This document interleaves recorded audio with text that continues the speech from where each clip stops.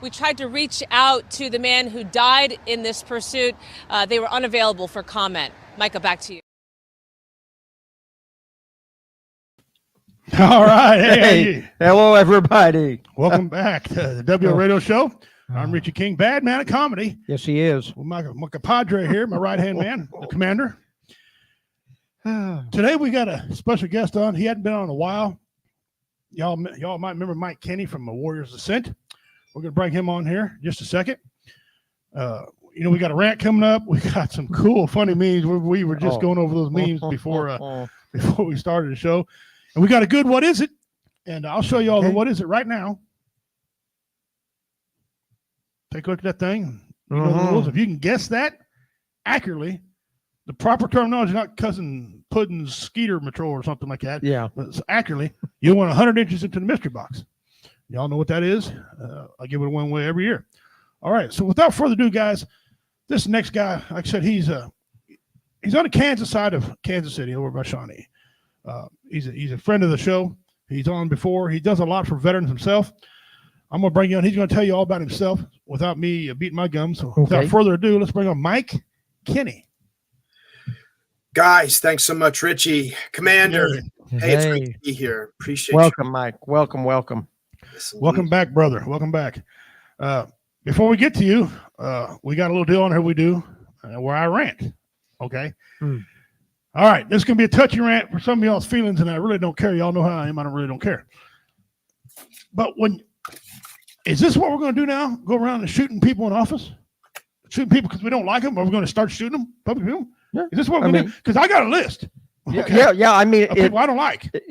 If hunting season comes open on it, hee-haw. I mean, it's a sad time. It's another black eye for this country. It really is. Okay. And I know people are talking about, well, they didn't do their job. I don't know if they did their job or this is on purpose. Okay. And we'll talk about that later on the show. I'm like you. Yeah. I don't believe a whole lot of conspiracy theory or coincidences. Okay. No. Maybe. Do not believe in that. Maybe, but it's going to have to be awful hard to show me a coincidence. Okay. Mm-hmm. People are paid to do the job and they train to do the job and they don't do it. That's wrong. That is wrong when you train to do a job and don't do it. But what really aggravates me, guys, like the man or not, you're on there saying, damn, too bad we missed. You're cheering, yes, he shot. Dang it. Oh, man. Woo, yay. No, that's wrong. Bogus. And I hope that these employers got a little backbone when you're on these company computers, run your suck hole, that they fire your ass immediately. Whether they're a Biden supporting company or not, you don't need this type of behavior in this country. Because remember, if you allow it for this, and God forbid it should happen to your side, keep that same energy. Mm-hmm. You don't want nobody shot. This is supposed to be a civilized country. We got ballot boxes for those things. We can argue if the ballots are right, if the voting system is right or not. Yep. I'll listen to you. I'll talk with you about it. Ballot out there, battle it out with a debate, whatever you want to do. But I mean, if you want to fight, we have cages. MMA. I know I was in that for a long time. Okay. Whatever happened those days, we just go out in the street and fight, then we go have a beer. Yeah. Just whatever happened those days. Go out behind the barn and get it all settled up. The politicalness in this country is based on delusions that we need to get rid of. We said on here many times on this show, we don't care if you're homosexual. We don't care if you're transgender. That doesn't bother us a bit. What pisses us off, makes us angry, is the delusions that follow these things. Okay? That's what angers us. So that's my rant for today. If it offended you, I'm sorry. But it's the truth. We don't go around shooting people just because they got orange hair or we don't like them. There would be a lot of people dead in the streets if we did that. And nobody wants that. I know that's right. Nobody wants that. No. All right, let's get on here. We got to kill. That's the blobfish. No, it's not. Oh. Show them on. Tiger lily. Well. Right out of the damn gate. Right out of the gate. There's no way she can get that, right? Is that what you're saying to me? Boom. There it is. There it was. Bearded. It's called the bearded or the tiger lily. Bearded lily. Here, look at show them on. Look at right there. Look at that. Over here and give it. Right. Giddy up, go, right. Right out of the gate. I should have known a female be knowing about them flyers, especially this one here. She's real fine at that stuff. Well, I know I got her down somewhere. Well, here, I'll just put her name down here. There you are. And she gets her 100. Break my heart if she wanted. I could just drive it to her house instead of mailing it. Excellent job, ladies and gentlemen. Excellent job on that. All right. BJ Reed's in the house. Thank you, also. Thank you very much, BJ. You got to behave yourself now. Time to get happy. Dang the luck, anyway. All right, guys, we're going to get on to our guest here. Mike, he's with Warrior Ascent. Tell us, because some people might have forgot since your last time here. Tell us all about you and Warrior Ascent, please. The floor is yours. Yeah. Hey, I'll try to be concise. Not my strong suit, but I'm Mike Kenny. I'm a 22-year Army vet, West Point grad, year group 93. Got commissioned in the infantry. My first tour was, or my first duty assignment was with the 101st Airborne Division Air Assault, the Iron Rockasans 3187. Great, stupendous unit. Learned all sorts of great infantry tactics. Earned my bones as a platoon leader, scout platoon leader, employing snipers. That's what we were talking about before. So I know a little bit about that. HHCX, so a great unit. Worked with some great soldiers. After that, went to through Special Forces Assessment and Selection. Got selected, went to the Q course, and then spent the rest of my career affiliated in some manner with First Special Forces Group in the PACOM or Pacific Command AOR. So I was a team leader, company commander, and then I spent a stint at Special Operations Command Pacific, which is the sub-unified command under PACOM, so the Special Operations component. Then the Command General Staff College as both a student, and then subsequently went back as an instructor, School of Advanced Military Studies, so operational level planning. And that was pretty much, it for me. Shut it down after that. Upon my retirement from Fort Leavenworth as an instructor, I rolled on over to Warrior Ascent, a then fledgling nonprofit that helps veterans and first responders with post-traumatic stress. We like to say that we empower our participants to take ownership of their lives and healing with a 5-day program that provides them the tools to heal and tend the mind, body, and soul. And I like to say, in my capacity as a former Special Forces officer, our approach is really building partner capacity, much as we did, I'll say throughout my career. In other words, teaching men and women to fish versus, giving them fish per se. So it's a capacity building model. And really our goal is to put them on the path to healing and give them the tools to live, better lives. So now, 8 years later, 64 cohorts later, those are our class iterations, and 600 plus people served. Here we are. I'll throw out to everybody, our nonprofit was featured in the Journal of Psychotherapy Integration, an article written by, one of the architects of the program, Dr. Bruce Lees from KU and KU Med. And in that article, a longitudinal study, done on a multi-year data set, showed statistically significant outcomes in 3 areas: PTSD, suicidality, and risky drinking. So, the data's there, the anecdotal as well. You can go to our website at warriorsascent.org. You can go to our YouTube channel, right? Just get on YouTube and look for Warriors Ascent, and you'll see an abundance of testimonials, program videos that kind of show you what we're about and how we do what we do. There it is. I'll stop there. Okay. That's awesome. What unit did you serve with the 101st? I was the 3rd of the 187th. So the Iron Rockasans. Okay. I served with the 1st of the 327th above the Rest Battalion. Okay. Cold Steel Cobras, Charlie Company. Okay. I know. Early 70s. Yeah, the 327th Infantry Regiment is still there. Got an opportunity to stop there couple of years ago on the way back from vacation. Wanted to see if my old unit, of course, the old World War II barracks were long since gone, but we got back in, and the regiment was still there, and got to go up battalion headquarters and down to the company and kick around. And so it's kind of cool, kind of roll back the years there a little bit. Nice to know the old unit was still active and going strong. And Jesus is still attendance. Yes, he is. He's still yes. attendance there, so right? No, 327. When I was there, it was 187, 327, and 50 Deuce. And 50 Deuce. Yep. All, great units. Screaming Eagles. All of them. All of them were great units. I think I was number, let's see. I think class Air Assault School. I'm thinking I was number 38, class 38, number 38. I'll tell you what. I'm laughing. Yeah. Holy bejesus. Yeah. So double digits. And let me guess that they were UH-1s back then too, yeah? Yeah, well, I'll tell you what, when they rolled that troop ladder out of the back of that CH-47 Super C at 250 feet, everything sucked up between your shoulder blades, I'll guarantee you. No doubt. That's quite a climb, I'll tell you what.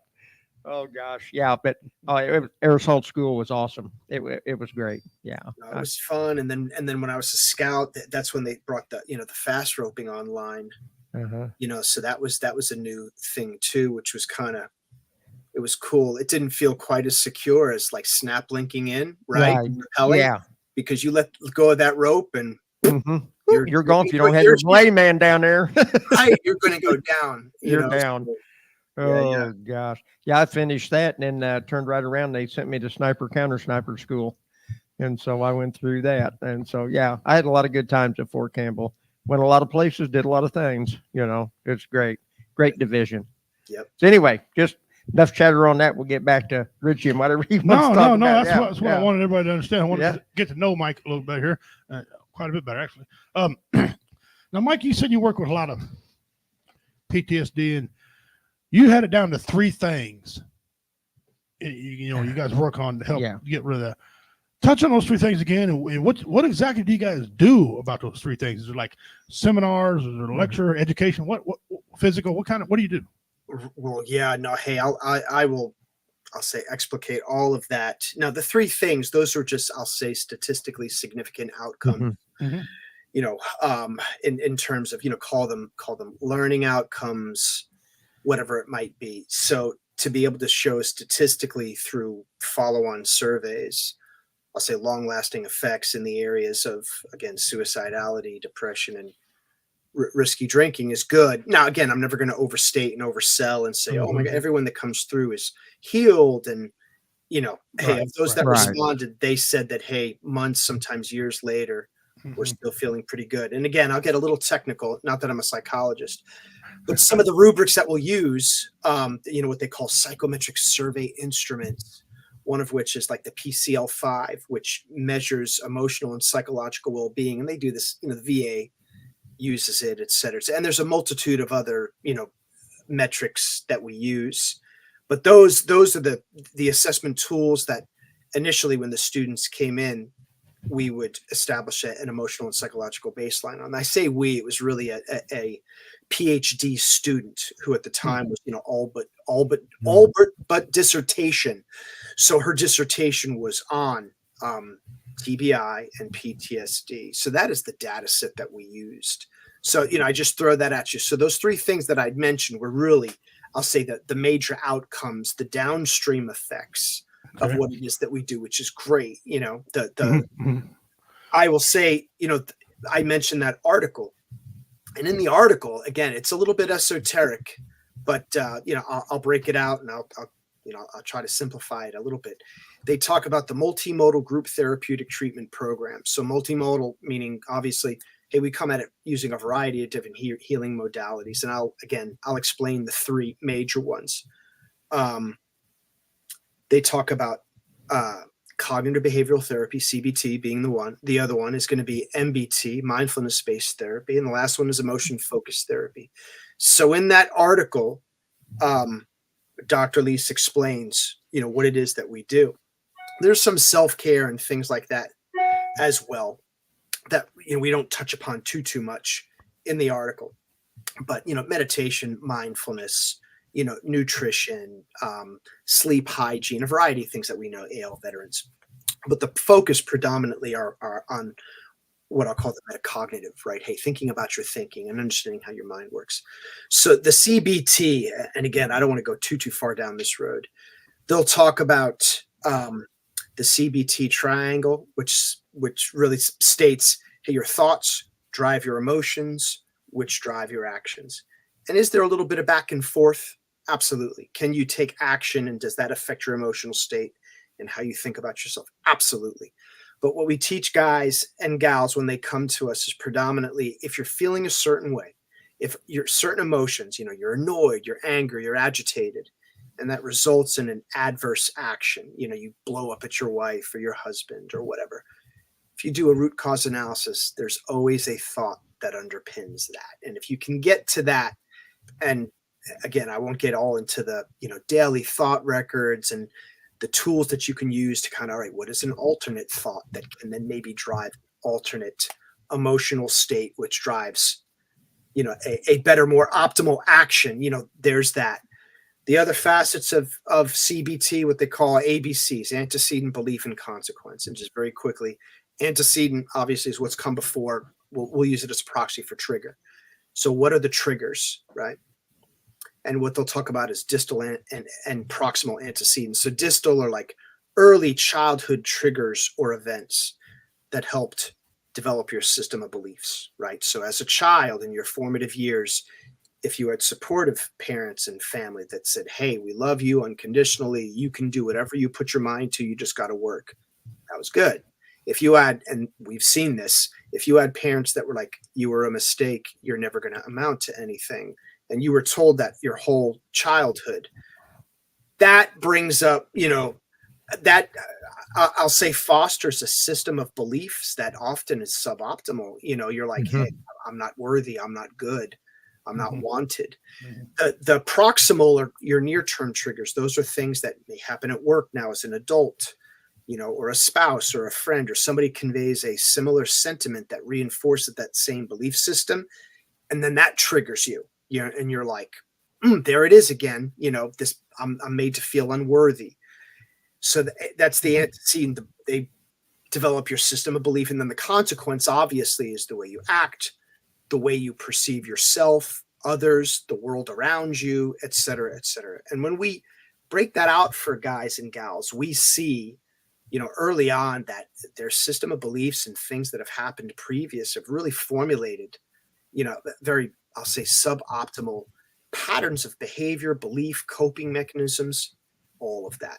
So there's more to it. System 1 and System 2 thinking from Daniel Kahneman. Suffice to say very briefly, System 1, automatic thoughts, routines, patterns of behavior. System 2, logic and reasoning. And what Dr. Kahneman will say, and we accentuate, is your life is governed by more of System 1, your automatic thoughts, than you would believe. Everyone likes to think that they're creatures of logic and that they think about everything, and everything that they do is very deliberate, when in fact so much of your behavior is, I'll say, habituated over time, that when you get in a situation recurringly, like, why is it that I'm always flipping people off or getting in arguments? It's because you've got those routine patterns of behavior. So Daniel Kahneman will say System 2 is what allows you to reprogram system. Right. So we bring their attention to that. The rest, guys, hey, mindfulness, that's important. Attention, intention, and attitude, right? Being more mindful, being more present. I mean, that's absolutely critical. They say depression lies in the past, anxiety lies in the future. The only thing you can affect is the here and now. That's, I'll say, very Stoic philosophy. Last thing is emotion-focused therapy. In that article, they say that veterans, their predominant coping mechanism is avoidance. I don't want to feel emotions. I'm going to compartment those emotions. I'm going to stuff those emotions. And that's how they deal with it. But the problem is you cannot keep them tamped down forever.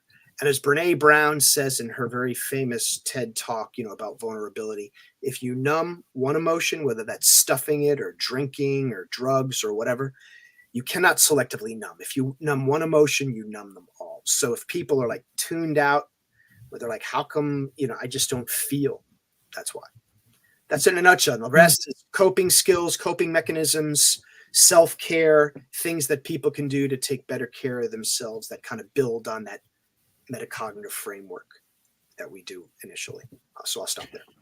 Well, that's a lot of information. Yeah. Are you sure you're not a therapist? That was well thought out, articulated, good, man. Yeah. I want to hit on that a little bit. In your line of work, do you hear things like depressing? People get depressed over colors, and I noticed it used to be that way, and it kind of supersided. Now I notice I've read a couple articles where the color thing's coming back, like gray, for example. Yeah. A lot of people in the prisons around America are painting. They're inside their walls a different color besides gray. Okay, because the inmates they say they have a hard enough time anyway. They don't need the colors to make them any sadder. Have you heard anything about the colors coming to you? People not liking a gray or a combination of colors? No, not so much. Okay. I mean, I've seen anecdotally the same types of studies, whether it's pink or something less gray and dreary. That is not a part of, some of our, modalities. Okay. I see some of maybe the visual stuff is what they call EMDR, eye movement desensitization and reprocessing. We don't do that. A lot of our clinicians do, but it's a little bit different, but that's got to do with, eye movements and stuff like that. Yeah. I just, like I said, the article is touching on that it's coming back again. A lot of people are expressing about gray. I don't particularly like gray just because I don't like gray. Not really depressing to me. Here I am, show up today with gray shoes and a gray gray shirt on. So yeah. You're in gray. So do you guys touch on much on entertainment?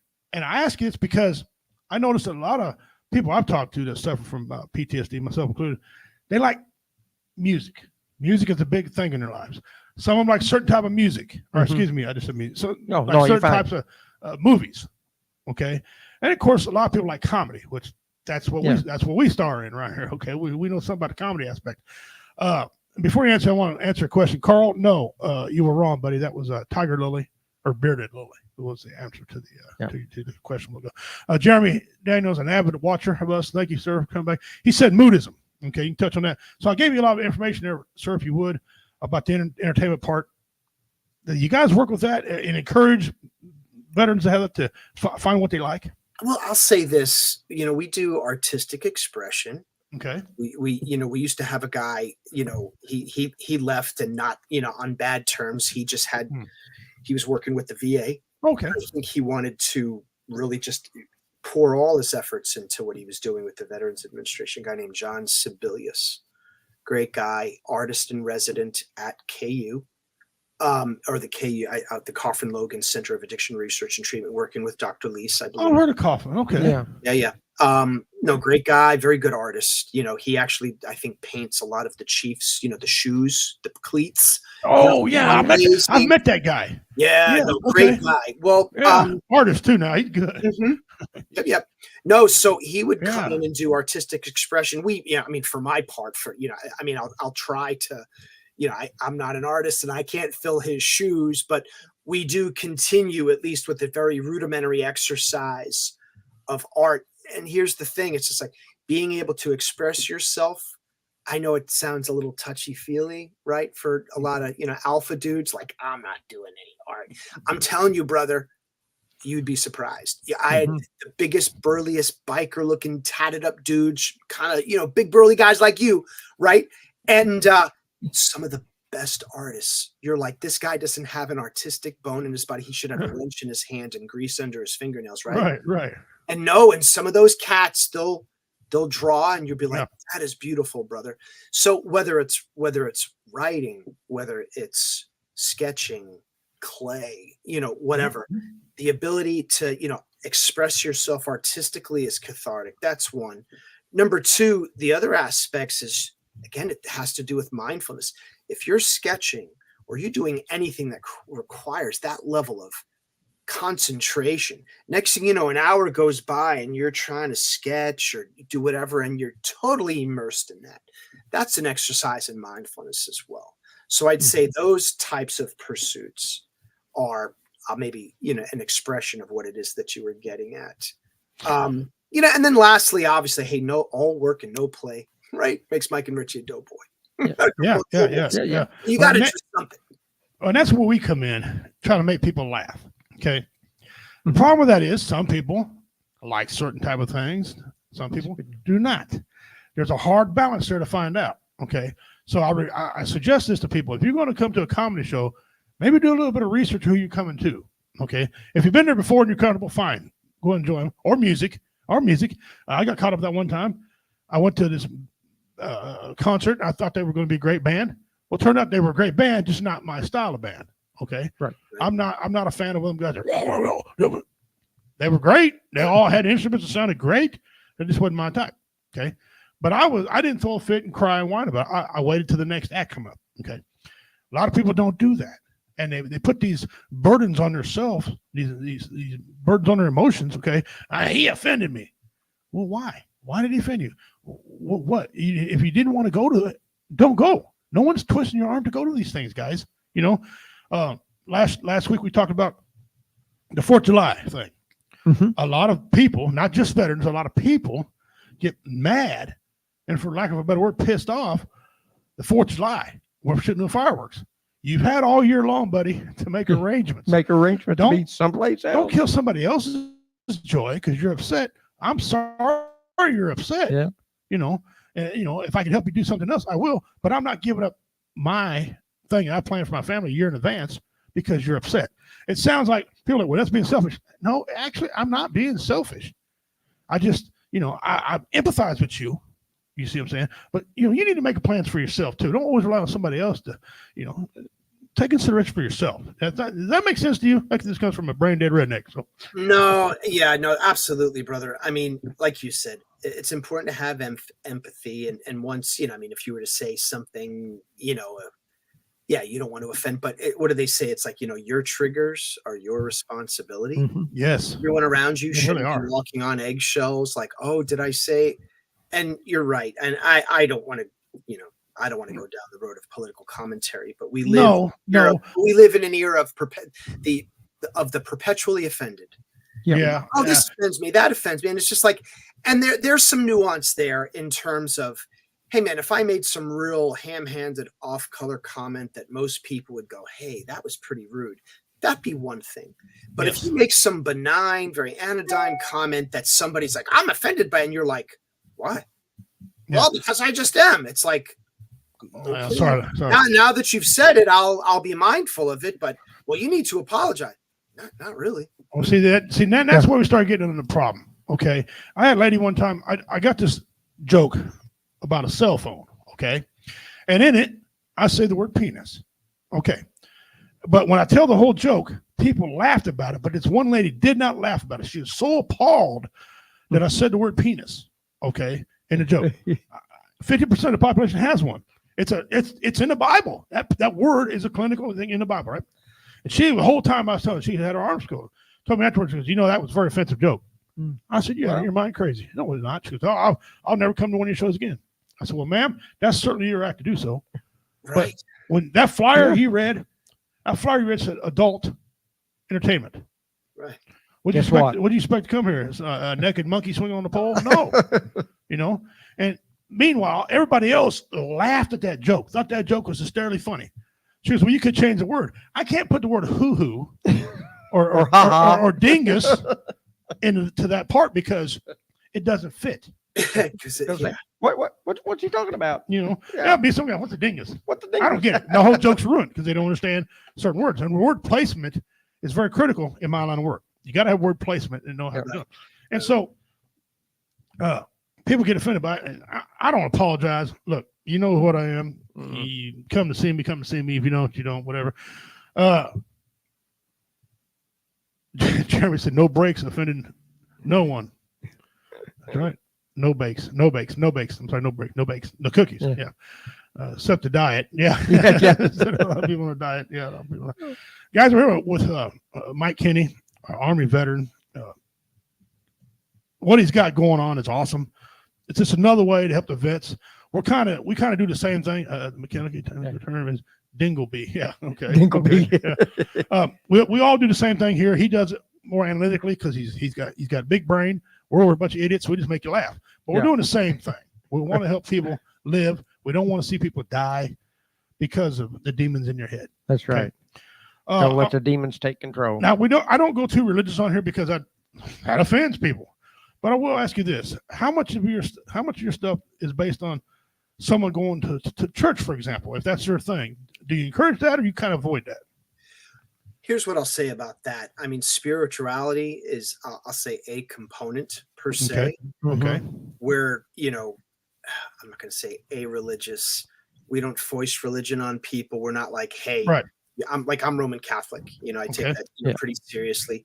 But, we're in a position where it's just like, well, hey, if you say, well, hey, believe this or believe that, I just never wanted to go down that road because really, quite frankly, You get some people that are atheist, agnostic, whatever it You might do. be. Yeah, I mean, it So- happens.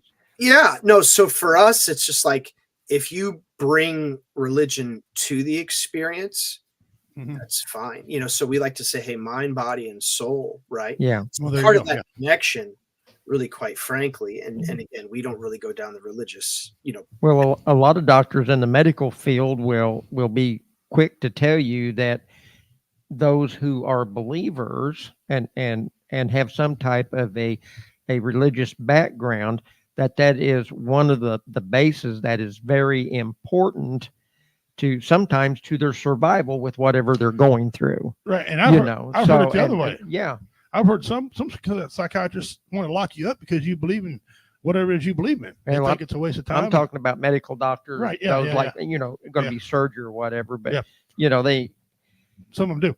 Yeah. All right, guys, so we're going to take a pause real quick from that. okay. Mike, thank you very much. Hang around with it. We're going to do some. Hand me that deal right there. Oh yeah. Some people do art. You talked about that a while ago. Well, my brother, around here. who's not a veteran, Look at this. This is awesome. but he does stuff like nice. get back. Got He kind does of stuff like this got right kind here. of a glare there. No, I can see it. The globe and anchor and the eagle. Yeah, Now, he does all kind of other services. Yeah. He did this one for me because of being a Marine. Yeah. But Got a nice little stand right here. You see that you can set it in. Ain't Yeah. that cool? You yes, know? cool. That is cool. So what we're going to do, guys, first of all, he makes and he sells these things. Contact Dale Baldwin on Facebook or Redneck A-Hole on Facebook. Either one of them, okay? He's a good guy, though. And he loves veterans. He loves helping them out. He doesn't want to see anybody commit suicide at all. So he does stuff like this. This art, this is exactly what you're talking about. And this, some people can do things, some people can't. I make beautiful benches. You know that. Oh yeah, we Matter got of one fact. sitting in front of the Legion Hall. It's gorgeous. So go on Facebook, get a hold of Dale Baldwin, and he's worked with guys like Troy Green. You know what I'm talking about? Troy Green does Yeah. a Rock Across America. Yeah. He gave him a couple pieces here. Met him at Casey's in Hamilton today. Guys, this stuff right here, he does this. This is his therapy, but he wants to help. So if anybody's interested on there, get a hold of. Thank you. You man. betcha. You betcha. Anybody get a hold of Dale Baldwin on Facebook there, or Redneck A-Hole on Facebook, and he'll work with you if you're making donations or if you want to buy one. He ain't allergic to money. Okay. You bet. And he does a fantastic job. And I showed some of his other stuff. Let me go back and show some of the stuff he did last week. Yeah. Okay. There he is. There's one for the Seabees. Yeah, we've got it. That is cool. That's it. I like his saying, right? I see this on a lot of stuff. All gave some gave all. At the punter. Here's one of his designs. He's working on another one. He's working on one that with a burn. It looks like the flag is actually burning. Okay. That was for a firefighter. We the people. Okay. So there's some of the things he's got working on there, guys.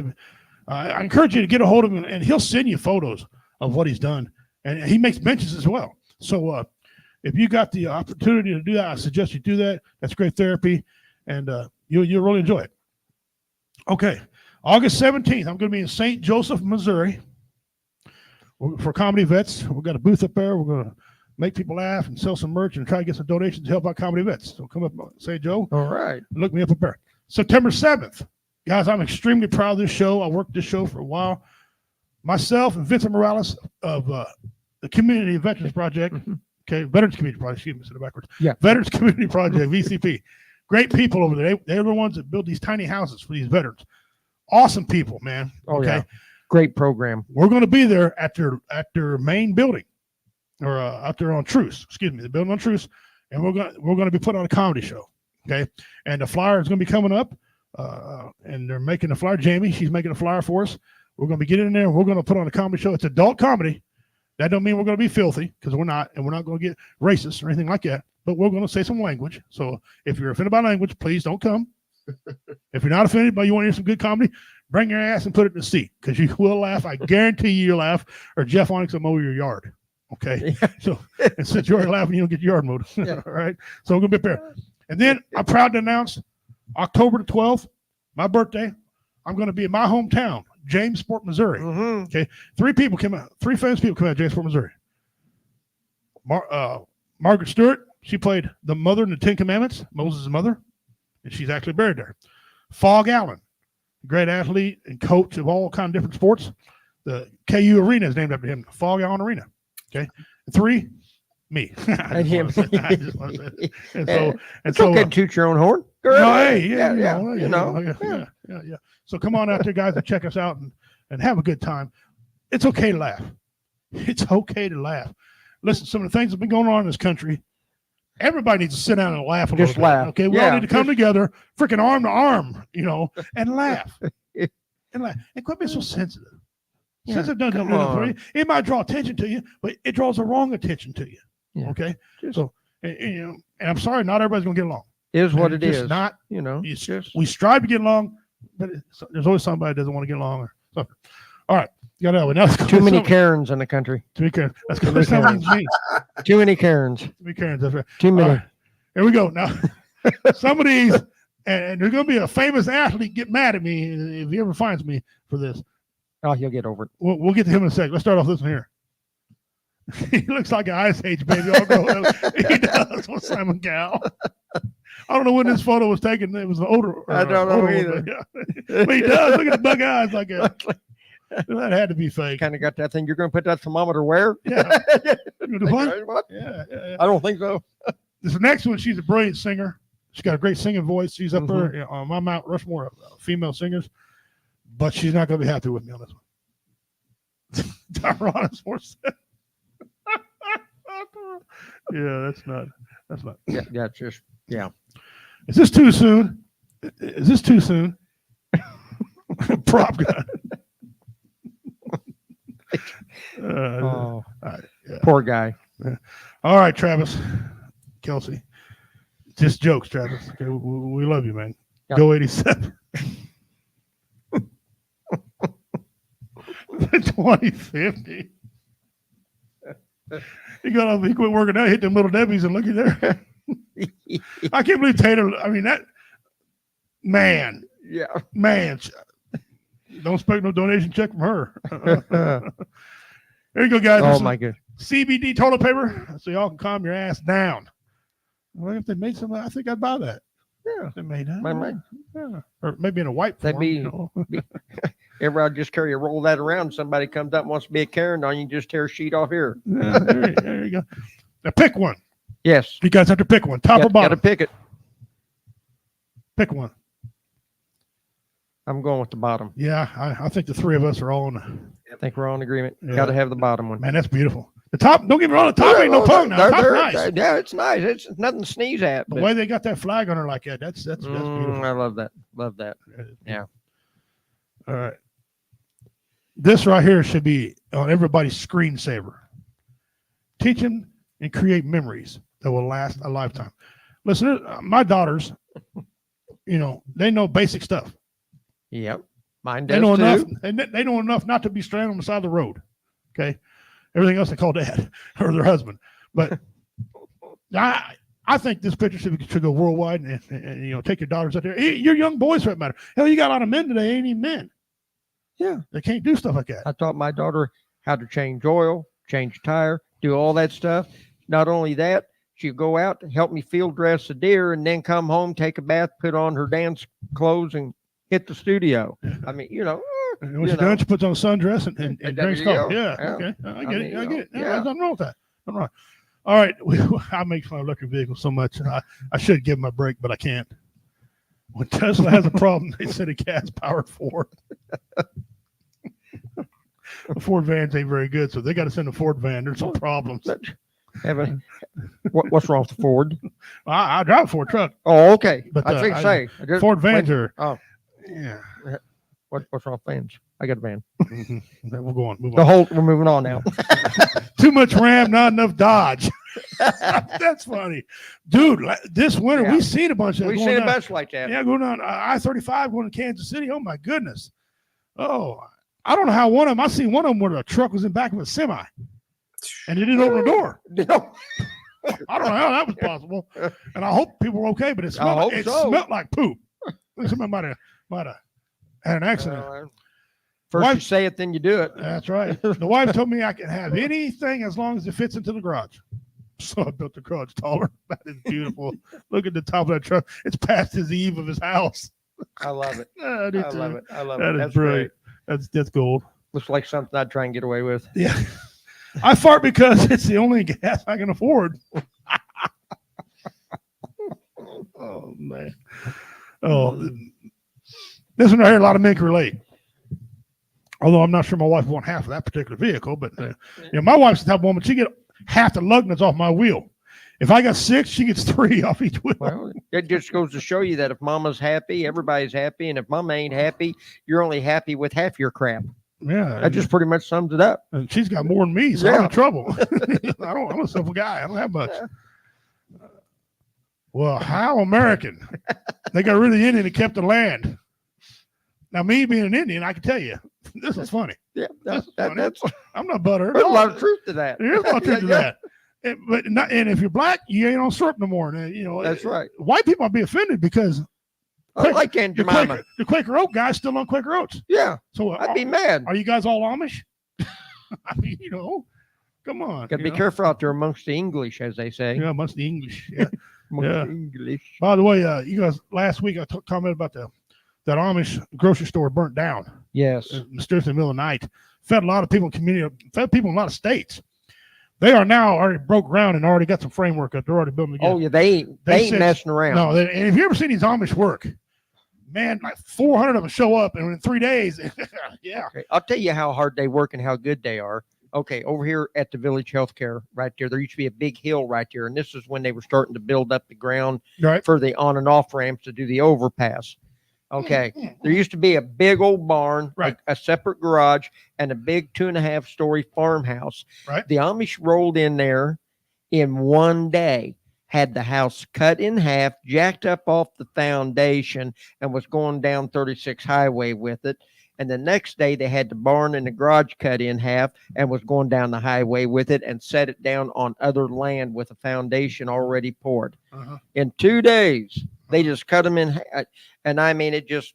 They are efficient. They are tell extremely you efficient. What, I never seen nothing like it. They said 6 weeks that multiplex building is going to be built. Will be. Oh, I don't doubt it. I don't doubt a bit. I don't doubt it a bit. Matter of fact, I bet you can go out there in 5 weeks and you can buy stuff. Yeah. It won't be totally done, but they'll have it open. They'll have it open. So, people go in there. And that's sad that happened to them. And I hope it was an accident, an act of nature. Oh, I'm sure it and probably not sabotage. Yeah. Because if that's the way this country's going, man. Oh, that'd be sick. All right, let's do some of our video memes now. If you saved $1 a day for a year, do you know how much money you'd have? Roughly $30,000.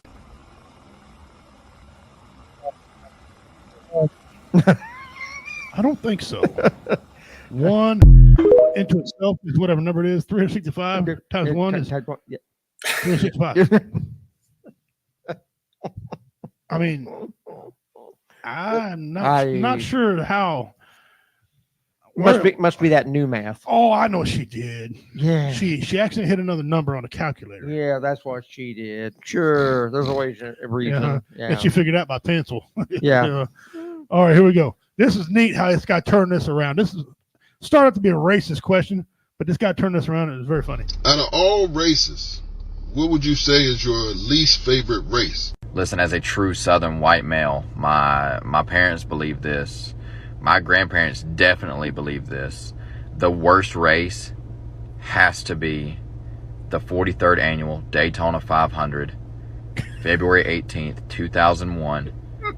Turn 4, last lap, the day NASCAR died, the race that took Dale Earnhardt from us.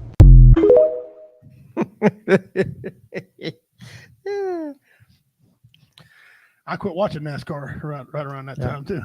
I remember that. Jeez. Yeah. Too. Yeah. Horrible. And you looked at it and it didn't even look like he hit really hard. No, I mean, he did. It was like, but because they didn't have the, oh my Lord, what a horrible. And terrible loss. That was a terrible loss. And that did cost a lot of fans.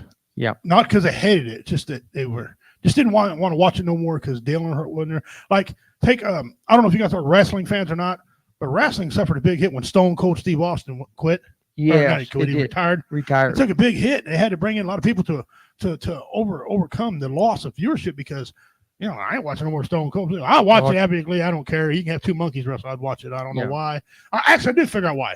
I did a genealogy thing. I was looking up some of my aunts and uncles and stuff. And I found out my great grandmother and my grandmother, both of them were highly into wrestling.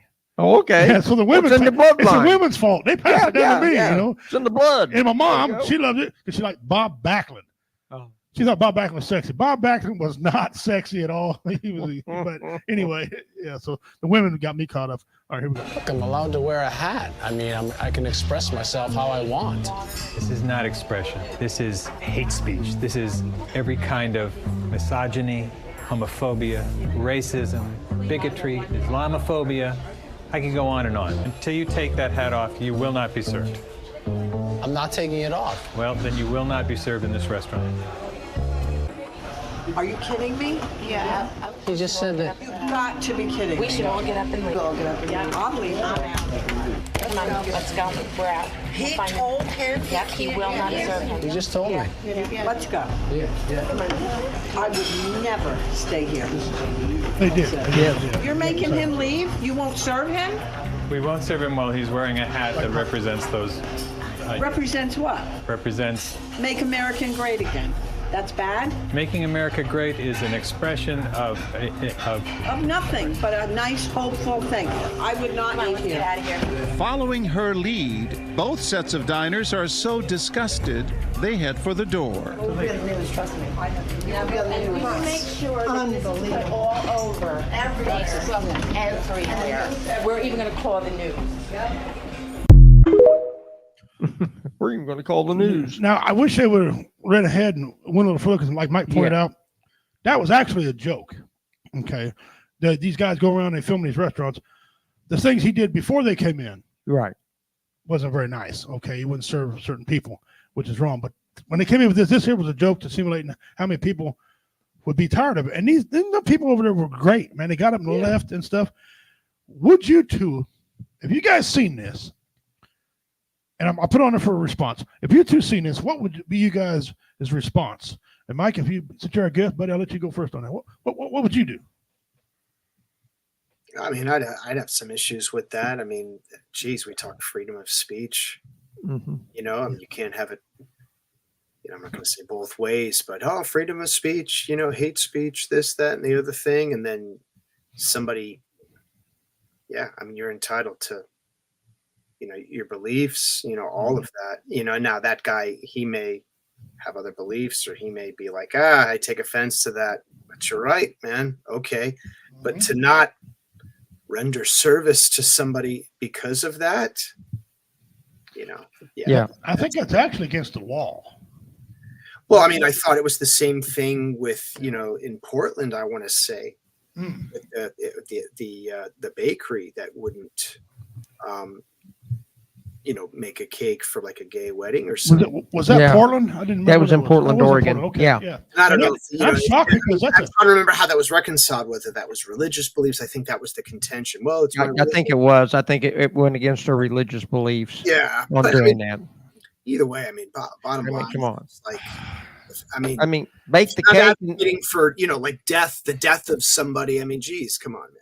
Yeah, I mean, if you want, if a gay couple's getting married and you want somebody to bake a cake, but they won't put the topper on there, okay, let them bake the cake and take the cake out of the store. Then go put your own topper on it. I mean, it's no big deal. I mean, come on, you know, if you like the baker, just get your own topper, put your own topper on top of it. I mean, you know, come on, get over yourself. So sensitive. I mean, both ways, man. It does. People are people. If they, you know, I mean, what I tell my boys, it's just like, hey, man, if somebody's a good person, they're good to you, you know.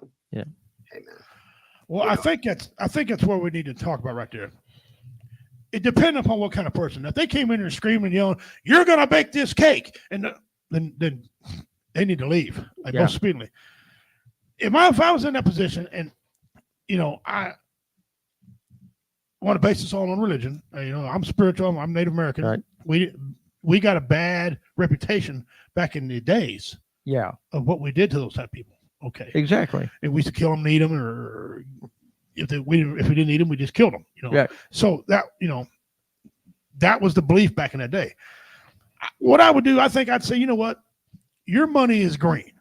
Okay. Mm-hmm. Everybody's money is the same currency. All right. I'd say, look, I'd bake a cake for you. It doesn't require me to get into conversation about my beliefs with you. Right. I'll bake this cake, but I don't think you ought to be out there kissing on a man. Just, yes, you know what? You want that? All right. Whatever you need. There you go. Tell your friends about me. Right. Because I think you're stupid if you don't put the word up there. That's killing yourself in business. Mm-hmm. If you're in it to make money, then you need to make money anybody's money. Okay. There was a lady long ago, black lady, sweet lady. A man came in from the KKK. You obviously know. Oh, yeah. He's a bump there. He asked her, he was polite. He said, ma'am, we're having a rally together. I can't find anybody to cater to us. Will you do it? She was, yeah, I'll do it. Imagine what they thought when she showed up with a black lady catering to them. Did you know not one person said anything bad about it, and they all complimented her on the food. Right. They didn't get in a debate about you're right, you're wrong, being about commerce. And listen, they might establish a friendship together. Right. Well, most restaurants, if you go in there somewhere around the door or anywhere, they will have a sign that says we reserve the right to refuse service to anyone. So and you know what? That's their right to do that. That's their right to do that. It is. And see, we juggle a lot. Us veterans, we fought for people's rights. Okay, they got a right to do it. Like Typhoon Panda, my great friend who passed away. God rest his peace. Typhoon, you remember Typhoon? Oh yes. I did a show outside Chillicothe, Missouri, at a place called Good Time Charlie's. Mm-hmm. He had the rebel flag just waving. I call it the rebel flag because to me that's what I grew up as, rebel flag. Right. It was just flying and flowing about. I said, Typhoon, does that bother you? I said, if it does, we'll do something else. He goes, nope, don't bother a bit. He said, I'll tell you why. I fought for the right for that man to fly that flag. Right. He said, I'm not a sensitive little girl. He said some other word. I'm not a sensitive little girl. I don't care. You know what? The owner of Good Time Charlie's and Typhoon hit it off great, and they were buddies. Mm-hmm. And Typhoon said, you know what? I don't. He said, let me ask you something. He said, sure. Charlie said, sure. He goes, why do you fly that flag?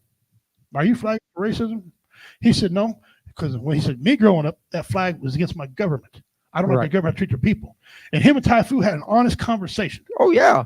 And you know what? Typhoon left happy and wanted to go back. We performed there twice more. Yep. At that place. Yep. And Ty. The bars and stars. So I think we get caught up in a lot of things we shouldn't get caught up with. I got a pastor friend who's on the show. He said, I'll tell you what, won't you let the Creator do the judging? Yeah. You do the living. I don't know what else to tell you. That ought to be on a shirt somewhere. Yeah. Let the Creator do the judging. You do the living. Judge not, least you be judged yourself. Yeah. I'm glad you're here to quote that because I'd mess that all up. Yep. Jesus stick a lightning bolt in my keister, and because I don't recite the right stuff. So, you see, got a couple comments here I want to get to. I would get up and leave so fast they wouldn't even know I was there. Your shadow would be looking for you, BJ. Yeah. I'd be right behind her so I could open the car door for her. Yeah. I do professional tailoring. This BJ. A lady came in to me wanting me to alter her wedding gown. And she confessed to me that she was marrying a woman. Okay. I told her that it was my job to alter her gown and nothing more. Ministers, however, deserve the right to protect if they have a moral obligation to performing a gay ceremony. Okay. Yeah. Okay. Simple as that. But what I don't want you to do is get violent, man, scream and get all offended. Now, the thing, if they came up and asked me to officiate, I'd just have to tell them, I'm sorry, I'm booked on that day already. There's always a way to just delicately without having to throw it in their face that, turn or burn or whatever. You know what I'm saying? Yeah. So, You can learn I'm a lot. busy that day. You can learn a lot from the women in your family, especially a smart, educated woman. Yes, I got one of them. I got several. I'm married to a brilliant. Oh, my daughter too. She's like her mother, Cookie. I mean, she was. But I got an aunt who grew up redneck. Okay, I mean hardcore, out in the front yard fighting her own brother's redneck. Okay. She got her one of them doctorates online to be a minister. Okay? Yes. She marries people, and I asked her. I said, Aunt Carol, would you marry a gay couple, get in religion? She goes, I would, because one thing that the good book told me, it ain't my job to judge. Okay. I don't care what we do down here. I'm not the one calling the shots up there. Mm-hmm. I sat back like, damn, man, old technical on me, didn't you? Yeah. She's great. And she was smart about it. Right. Now, a lot of people will not agree with me. And I know they won't agree with me on that, but we really don't have the right Well, I do got some gay jokes. Right. Okay. Now, understand something. I'm not making fun of the gay person who's there. Comedians make fun of the situation. Okay. And my thing with the gay people is this. Some of them get offended. Some of them don't. Some of them think they're just funny as heck. Because the gay person had to write that joke, by the way. Okay. Mm-hmm. But my thing is this. If you come to a comedy show and you laugh at jokes about God, about Jesus, about the Pope, and you laugh about the president, gay people ain't off limits. Nobody's off limits. If you're laughing about them, Mm-hmm.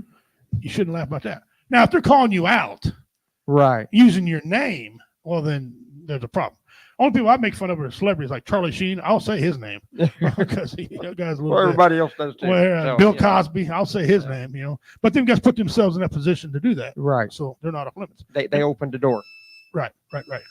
You all right? How are you beeping over Yeah, there? I'm going to check there. Oh, okay. All right. Yeah, I think I'm okay. So that being said, guys, we'll get away from that. We'll go on to our next segment because I don't want to bore Mike Kinney to death because he won't come back. So we're going to go on this day in history. On this day. Yeah. Yeah. We like this segment here. This is a pretty cool little segment. I mean, I don't know why I do it. You can look it up your dadgum self, but I like to do it for y'all. And so let me go over here and put it up on there. I'm going to go back here. All right. On this day in history, July 16th, 1945, the first atomic bomb was tested. It successfully exploded. You remember that? Was you old enough? What year was that? 45. 45. No. I came a little later than that. Okay. But, All right, excellent. Well, I didn't know because I know you and Jesus played ball together. Well, me and Moses, I get it. We put the pitch on the ark, I see. Yeah. We helped out them. I see. I understand. You did a good job. Yeah. In 1973, existence of the Watergate tapes is revealed in live testimony. Oh, Watergate. Yeah. Yes, sir. And all Nixon did was just wiretap one phone. Yeah. And they hung him out to dry. I was doing as a favor for a friend. Boy, a favor for a friend. Yeah, okay. 1999. JFK Jr. killed in a plane crash. Yeah, that was Boy, sad. if that family ain't cursed, I don't know what Well, are, man. 1973, existence of water. Idiot, learn how to read. 1769. Yes. There you go. The first Catholic mission in California dedicated. Awesome. Cool. A long time ago. 1969 again. Apollo 11 launched. Yes. There's some people who don't believe that. Of course they did. Some people don't believe We went that. all the way. We was trying to beat the Russians, man. We was in the height of the Cold War then. I think 4 shows ago we talked about them. Yeah. People think the moon landing was fake. Yeah. You'd be surprised how many people. Oh, yeah. 1935, world's first parking meter was installed. And them things are the devil. Yeah. Everybody thought that Trump dropped down and cut his own ear too. Yeah, they did. Yeah. They thought he shot himself. Nobody shoots himself in the ear. Yeah. Not in the ear. No. That's silly. 1790, Congress declares new nation's capital shall rise along the Potomac River. 2002, President Bush unveils a strategy for the Homeland Security. Say what you want about Homeland Security. Yeah. I'm glad they got overhauled, and they probably need overhauled again. 1951, Catcher in the Rye was published. Never read that. Have you read that? No. Mike, have you read that? I don't think I have. Okay, good. I'm not good that you didn't read it, but I mean, we're on it. Yeah. 1990, earthquakes wreaks havoc in the Philippines. I remember that, man. I was in high school. Wow. 1979, trial begins for Army doctor accused of stabbing his family to death. I do not remember that. I was too young. Do you remember? I remember that. I want to say wasn't that the Green Beret? Yeah, it was the Green Beret doctor. Yes. Did he do it? I think so. I think he did. Yeah. Okay. All right. I trust you guys' opinion. Yep. 1799, Anthony Wayne launches risky attack against the British forces.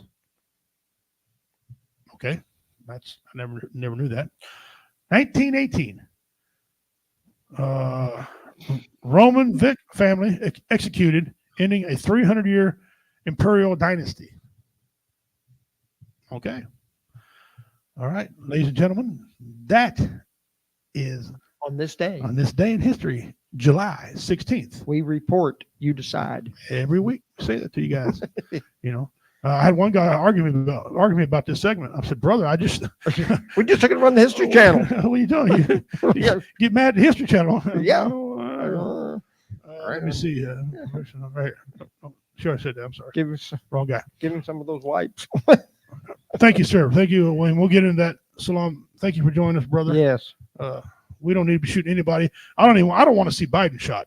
It's stupid to shoot. If we're that kind of country, we're in trouble. We're in deep doodles. You know, some people say you think a civil war's coming. We keep acting like this. Yeah. You know, that was dumb. And you know, I don't want to say it because I know he's got a family too. But when you do things like that, that's what happens to you. Well, I'll tell you what, Kid Rock made a nice sizable donation to the family of the retired firefighter that is that right? Got killed, that shielded his wife and daughter from the. Oh wow, I didn't know that. Yep, I just read it on. I'm a fan of Kid Rock. Yeah. Sometimes he's wishy-washy. He made a nice donation to the family. That was excellent, man. Yeah. You know what? When they do that, kudos off to Kid Rock. There you go. If I had it, I would do it. But you know, good for him. Yeah, good for him. All right, let's do our. Like I said, I don't want to call this our favorite one, but our most somber one. Guys, today we're doing missing persons. We got 3, multiple, and I'm sorry, but here we go. Now, Abigail Bernstein. All right, now I want you to take a look at here. The whole family's gone. Here's some of the photos of her. There's just like glasses, totally different with glasses on. Yep. And there's the 2 daughters with her.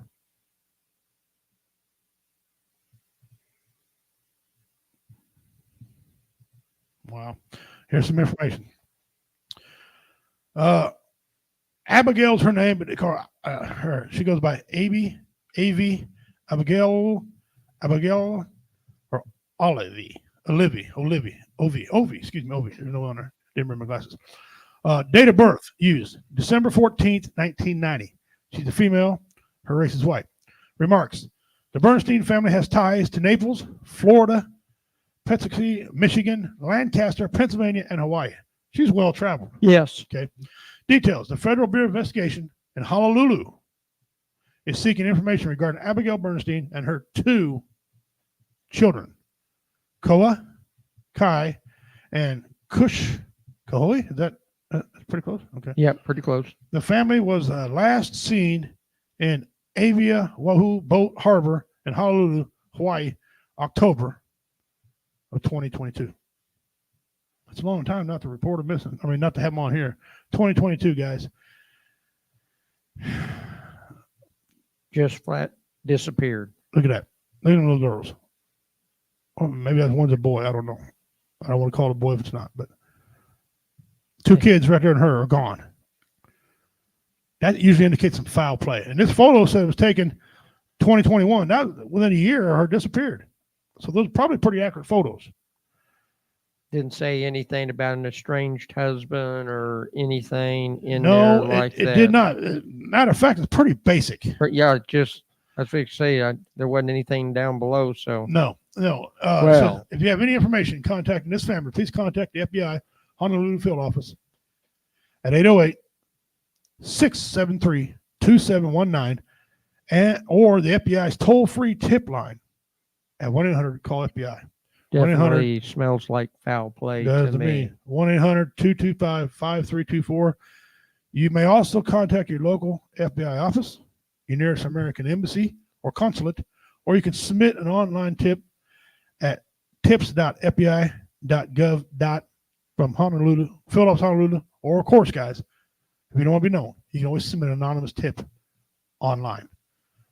One more time, check this. This is just sickening to me. They were by the harbor, by the boat harbor, in October of 2022. Wow. They're all missing. Her and her children. 2 children. Wow. That's sad. It is sad. That's too bad. I don't know if they're missing or not still, or what the case is, if they've been found, but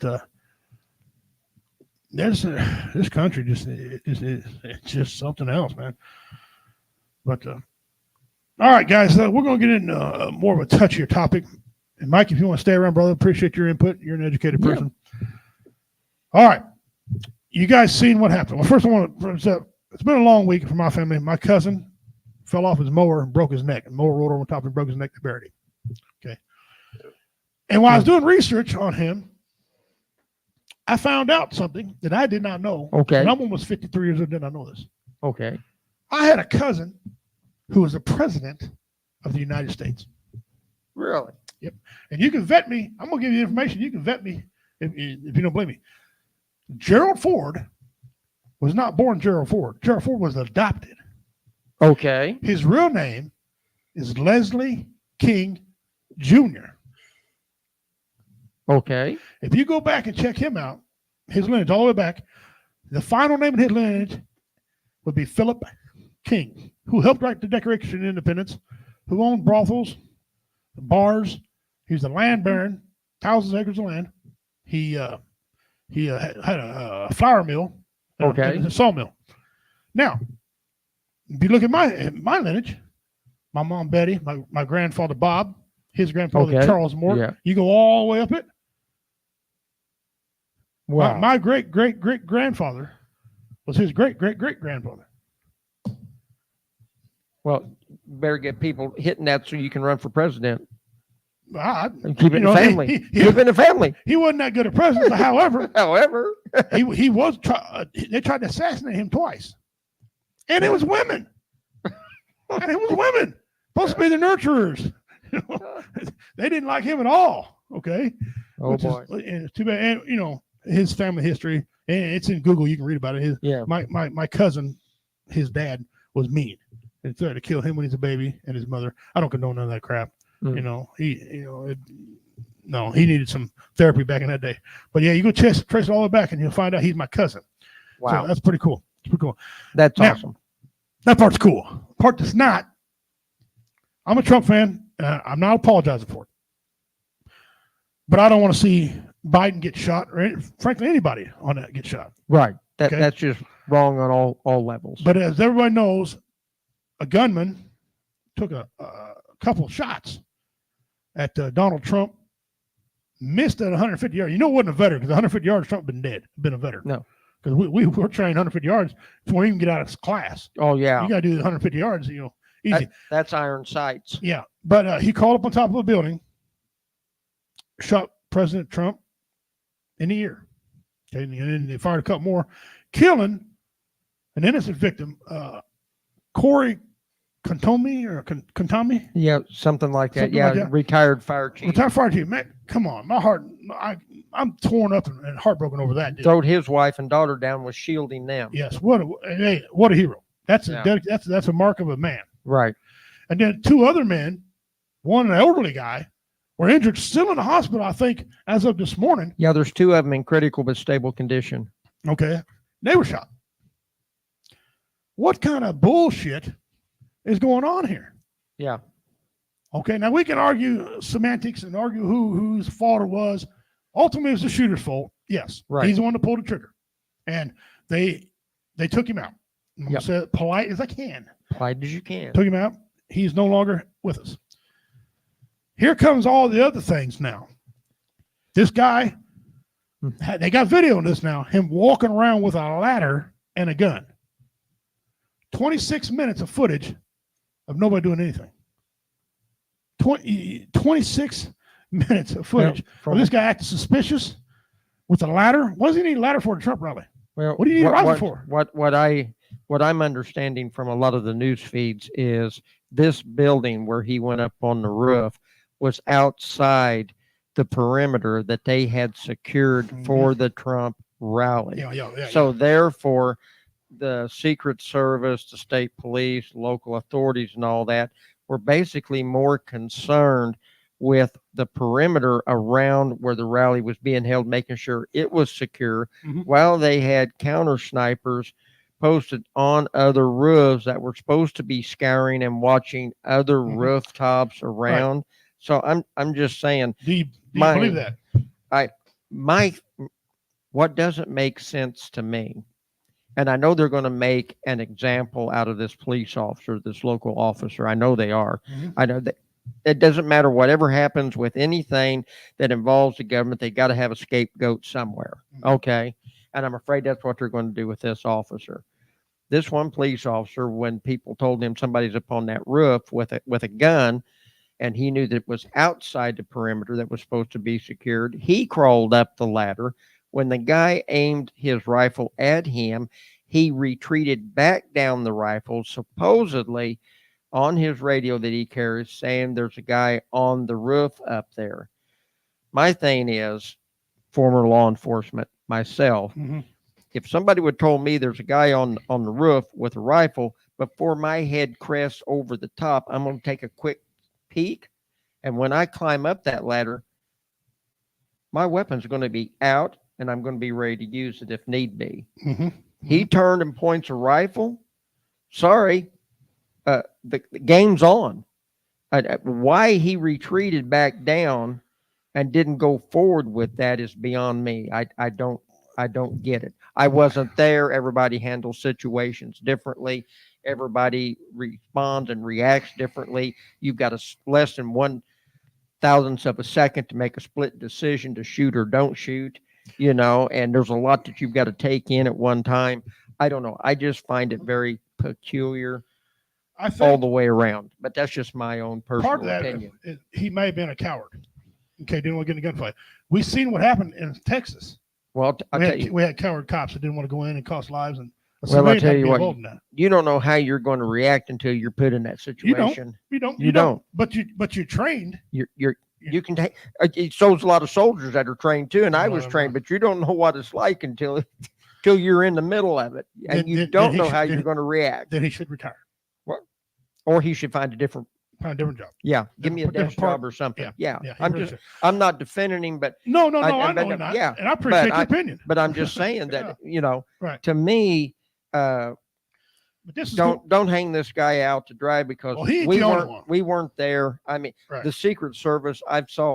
That's another thing that got me. If you would have noticed in the video that they showed, that one female Secret Service, she couldn't even get her gun out of her holster. And then when she went to put it back in, she couldn't even find her holster. Okay. Everybody's different when they carry a weapon like that. Absolutely. Me, I'm left-handed, but I shoot right-handed. Okay. I know I'm weird, but anyway, okay. But anyway, I never carried mine off duty on my right side. Right.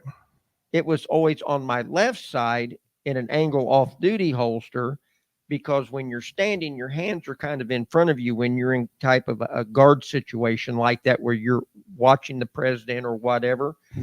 It's quicker to reach right there across and pull it out of the holster. Right. It's out and it's ready. Right. Instead of fumbling your coat and all that stuff to get it out of the way. That's not being at the ready. No. You heard that term? Always heard that in the military. Be at the ready. Be at the ready all the time. Yeah. Mike, what's your take on some of the Trump deal? I'm not asking you to throw anybody under the bus, because I'm gonna do that because it's I wasn't there. So I don't know. Right, but what do you think, brother? I mean, I understand. I mean, just what I've heard. From the news, they were saying Secret Service was responsible, I guess, for the intercourt on. Okay, those are the people that somebody pulls out a pistol. I totally get that. Right. That's the near threat. That would be your red zone or whatever, man. Yeah. And the outer court on, they're saying, all right, they delegated that to local law enforcement. Right. Okay. Yeah. But there still has to be some sort of battle handover. That's one. Number two, I mean, hey, I'm not a sniper. I mean, I used to employ snipers. I understand sniping a little bit, And I mean, again, hindsight's always 20/20. Like, oh my God, that's so obvious. There was a grove of trees that, but that would there. It's not like you're in the middle of a city with skyscrapers. Right. And you've got a cover gun on every single window, and you're like, they could shoot from anywhere. And there's no way you can cover all of that. There are only a handful of places, there are like 3 buildings, I think, that I saw in the photo that you're like, well, there's one, there's another, and there's another. That's one, so it's just like, I think they saw them. is the word that I got. I think the guy had, I'll say, the target acquired, you know, and it's like, I'm watching this guy, you know, I need the clear, you know, cleared hot to shoot this dude. I mean, tell me, you know, to me, I mean, I was talking to some of my other buddies and they're like, it's entirely possible that he thought it was going to be a blue on blue. Like, all right, man, hey, is this local law enforcement? And I would say, as odd as it may sound, just the brazenness, which with this guy brings a ladder out in broad day. You're almost like, this guy was really trying to be surreptitious and, you know, and really sneaking around. And he was doing, you know, the snooping and pooping. You'd be like, that guy's up to no good. Good. You know, but he's out there, do. You're like, this is either the bravest dude ever, or he's crazy, which probably is the case, or he's just local law enforcement and they're just doing their due diligence. And I hazard a guess that counter sniper was just like, am I seeing this? Is this one of our guys? And then the latest thing that I heard was he was waiting for the go, like, hey, am I cleared? Is this our guy or not? And he didn't get anything. And the first instance where he was like, no, that is it, you know, again, not blue on blue, but you know, necessary, was when he fired the shot. So obviously there were some coordinating issues, and I don't understand Secret Service, you know, their protocols. It's, you know, it's always easy to play the armchair quarterback. Obviously there was some miscommunication. You had some great dudes that, you know, once that guy shot, they neutralized him. He was gone immediately. Well, about eight shots. Yeah. You know, and boom. And then that was it. You know, and we can sit here all day and go, oh my God, heads are going to roll. I get it. There was some miscommunication somewhere, and it's easy to say, clearly they should have it. But I'll be honest with you. It's just like, I could easily see them saying, hey, I don't want to shoot local law enforcement. You know, if that guy is one of their snipers, that's like I'm not aware of. And I think that's what he was doing, was like, is that one of our guys? Yeah. You know, and then when he would not get any, and then boom, he shoots and he's like, that's not one of our guys. That's not one of our guys. Yeah. You know, that's the end of it. Should it have been better than that? You would think. When you got so many entities like that with different law enforcement agencies, the breakdown of communication can happen very easily if you don't have a centralized communication center set up. I mean, that's just going to happen. But like you said, go blue on blue. The guys don't want to do that. You know, is that one of our guys over there or what? And you're waiting for the clear of a yay or nay, so he'll know what to do. And like I said, we weren't there. We're just going by what the news says. And Lord, you can fill volumes of a library with what they don't say, you know? So it's, like you said, it's hard to be a armchair quarterback here on this type of deal. I've heard how you both said it, and I appreciate what you said. I'm going to go a different route. Okay. Here's my evidence. There was a bill submitted to Congress to pull Trump's protection. It didn't pass, but it went forward. Somebody put that forward. Okay. They called and asked for more support for this event. They were denied. It's like they denied Robert F. Kennedy until the president came out and authorized it. It was denied. I'm going to say this. This is what I believe. The reason all this doesn't make any sense is because you're looking at it the wrong way. I think this was supposed to happen. I think the reason it don't make any sense is because Trump's still alive. I think this gentleman came there on authority to shoot Trump.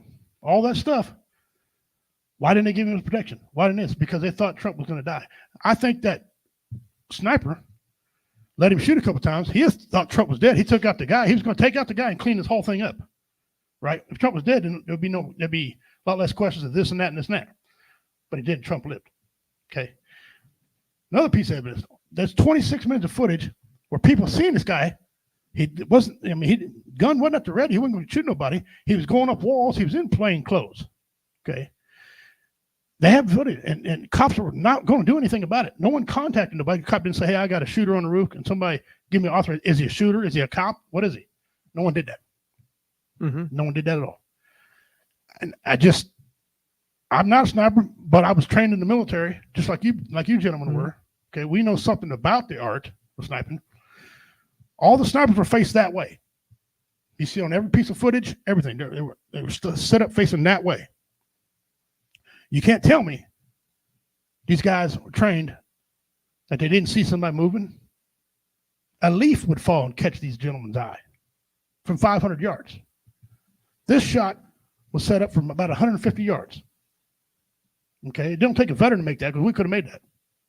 All right, this kid was a shooter. He went to the range. He followed things online. Okay, now I know what you're saying. And also, he has no problem. He didn't get mad. He didn't say anything online. They can't find anything online.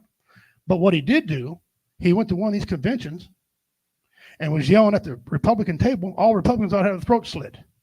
I hate them. I hate Republicans. They ought to have their throat slit. I don't believe he was a Republican giving money to a liberal organization. That don't happen. I think that this guy's not a scapegoat. I think he was sending her to do that. And it caught President Biden off guard. President Biden thought he was going to be killed. And we got up there. That's why he didn't have nothing to say at first. It's like, still alive. I think it was a setup deal. And this is my opinion on the W radio show that I own. It's my opinion. I think it was a setup deal that went wrong. That's where I'm at. Now, we can argue all we want to. Your guys' way is correct. Your way is correct. You can't prove I'm not right. Everything I said happened. But I just think they wanted to do it because they didn't want to give him more protection. They want to pull it away from him in order for him to get killed. And then they come out later on and tell us back in 2020 or something, the Iranians were going to put a hit on him, which is still in effect, by the way. I guess it's still in effect. Yeah, it's still there. They brought that up in the investigation that's going on, that there was. We never heard nothing about that until this happened. Did you know that before he was shot? I vaguely remember that being talked about when Trump put the order out to kill their head Iranian leader over there with a drone attack. I forgot his name now. Soleimani. Yeah, so Soleimani was in charge of the Quds force. Yes. Yeah, Thank you, Mike. Thank you. Thank you, Mike. But yeah, and they did a drone strike on him, and after that, the Iranians put a bounty out on Trump to get him assassinated. So anyway, and that come to find out they had nothing to do with each other. The gentleman was it Crooks, Timothy Matthew Crooks. They tried to connect it to a political thing. I mean, his dad is a well, he's a Democrat, but Crooks is a Democrat, I believe. Correct me if I'm wrong, but Republican, registered Republican. Dad's a Democrat. Mom was a Libertarian. They found out that Crooks made a $15 donation to the Democratic Party. Which turned out to be a liberal party, actually. With liberal party, yeah. Ooh, boy, there's a big. There's a lot of money. Yeah, there's a big donor there on that. Yeah, I thought, okay. Case of water for somebody. Yeah, there you go. I thought, well, boy, yeah, that really. Yeah. Okay. Yeah. So anyway, that's my philosophy. But anyway, we'll never know the truth. If my philosophy is correct, we'll never know it. It'll never come out. They'll let us know what they want us to know. That's right. Anyway, listen, I'm glad he wasn't killed. I'm glad he's alive. It's a shame it happened. And I don't want nobody retaliating. Don't go out, burn buildings down in cars, and don't try to shoot. Don't try to shoot Biden, and then just don't do that. Yeah, stop. That gives us all a bad name. Damn, guys, come on. You guys are preaching unity. This ain't unity. No. Some innocent guy had to die because this kid was mad at Orange Man. Come on. Trivia question, real quick, guys. All you out there, trivia. Get your fingers ready. BJ, the guys. I don't know where Dean is, but he'll come in here in a minute. Trivia question: where was Ronald Reagan's wife born? Now I say it like that. You got to figure out what I'm talking about. Where? Which one? You already know where we're going with this. He has two wives. I need to know because that's going to be. Since he let it out of the bag, he had two wives. Yes. Give you a hint. One of his wives was born right here in the state of Missouri. Yeah, right over here, St. Joe. Her dad used to be chief of police. Yeah, that's all we're going to say because I don't want to give it away. But that's true. She's born in St. Joe, Missouri. What is her name?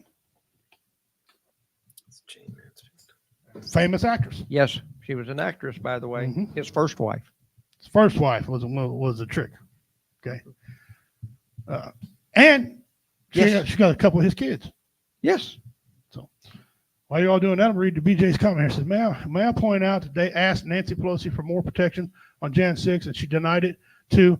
If knew the agendas of some of these people in the positions of power, we would not sleep at night. Yes. That's my problem. Ding, ding, ding, ding, ding, ding. We have a winner. Yes. Jane Wyman was born in St. Joe, Missouri. Famous actress back in the time. Yes. Okay? She died after he died. Yes. Yes. She came to his funeral. Yes, she did. So for somebody divorced, she sure came to his funeral. And her and Nancy Reagan were good friends. So there you go. If that ain't getting along, I don't know what to tell you. Yeah, I can't tell you. Yeah. Okay. Jane, there you go. So who got the BJ, right? BJ got that. Yeah, BJ got she that. gets the points. Woo! Way to go, BJ. She might win this thing. She might. She's on a roll here. Look at this. She got both answers correct, so I'm gonna Wow. give her 50 points. Well, she wins it. I just hand it to her. There you go. Okay. Now we got this. Again, we got this deal over here from my brother.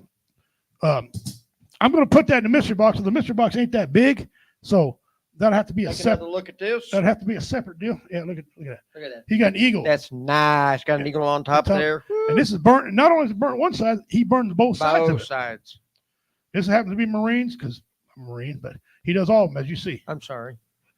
There you go. See that glaring on there. There you go. Look at that. I love the eagle up above the that eagle up there. the is Marine cool. emblem. That's cool. We're trying to be as careful as we Okay. can not to break that. Yes, we don't want to And break it's it. got, and it also has its own little pedestal. Yes, yes. Is that the Got- term, pedestal? Yeah, got a little holder there for it. Yeah, a little holder. Ain't that cool? And he Thank you does very all much. kinds of those for all different kinds of people. So look up Dale Baldwin. Dale Baldwin on Facebook. He has, you can't miss it. It's got like the rebel flag thing on it. No, And he you also can't says to Eric redneck Baldwin. a-hole. I mean, there's only one redneck a-hole on Facebook. He'll answer on that one too. Hit him up. He'll work you a deal, try to get going there. All right, let's get back to Mike here. Our buddy, our power friend. Yes, yes. What do you guys got coming up over there? Or have you got anything spectacular happen with your organization? Warrior Ascent, by the way. Guys, to go online and check out Warrior Ascent. Mike will tell you how to get a hold of them. Yeah, so just go to warriorsascent.org, and I'll say all roads lead to our website. So, from there, hey, you can see what we're all about. Again, YouTube channel as well.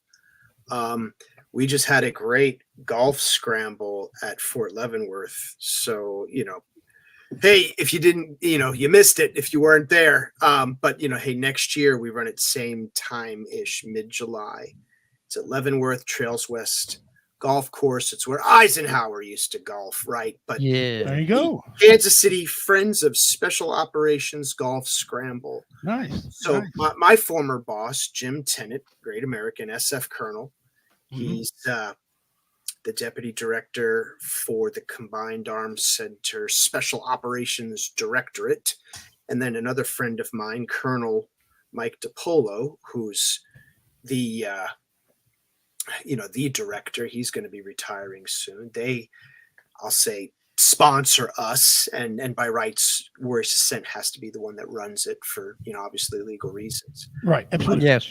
But Jim, he envisioned this as really bringing the special operations student body, because we bring the special operations students that are coming through the Command General Staff College out to golf with us. And that way we bring the special operations students and the business community together, and do some fundraising and golfing, for our organization. So that was phenomenal. We just had Rob Collins, news anchor, jump in tandem with Falcon skydiving. We were in the news last night. John Holton and Rob kind of gave us a shout out at 9. Nice. Yeah. Okay. So that was great. But he's a great friend. So it was just a great event. So great fundraising, great awareness. We always bring our alum out to kind of just tell the story of Warrior Ascent and what the program has done to help them. So just it's so great. That is so awesome. And I'll say some modest fundraising as well.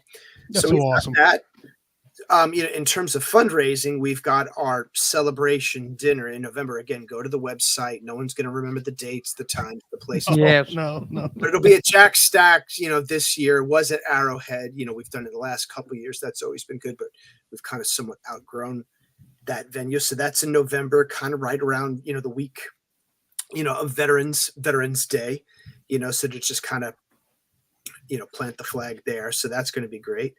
And then we've got, I'll say 3 more cohorts, 3 more classes. And actually, I'll say we've got 4 more, because what we're doing is we've made some adjustments at the behest of, I'll say some, potential clients and sponsors. And our 5-day program is really the core of what it is that we do. That's what the study was done on.